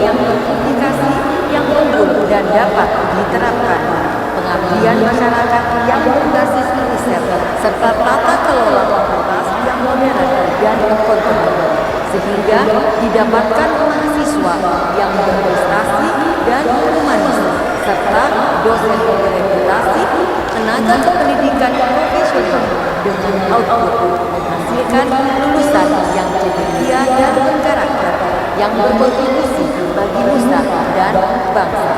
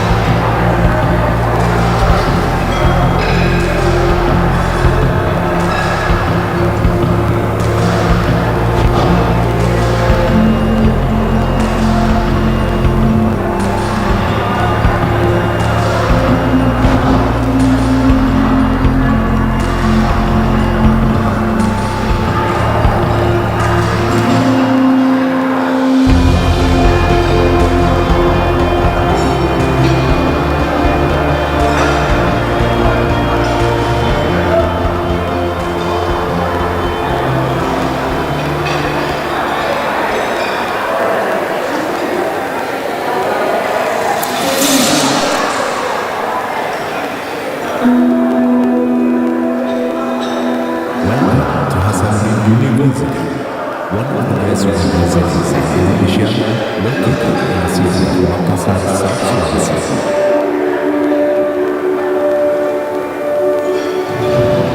Officially inaugurated on September 10, 1956, Hasanuddin University has the vision to be the center of excellence in human development, science, technology, arts and culture, based on the Indonesian continent.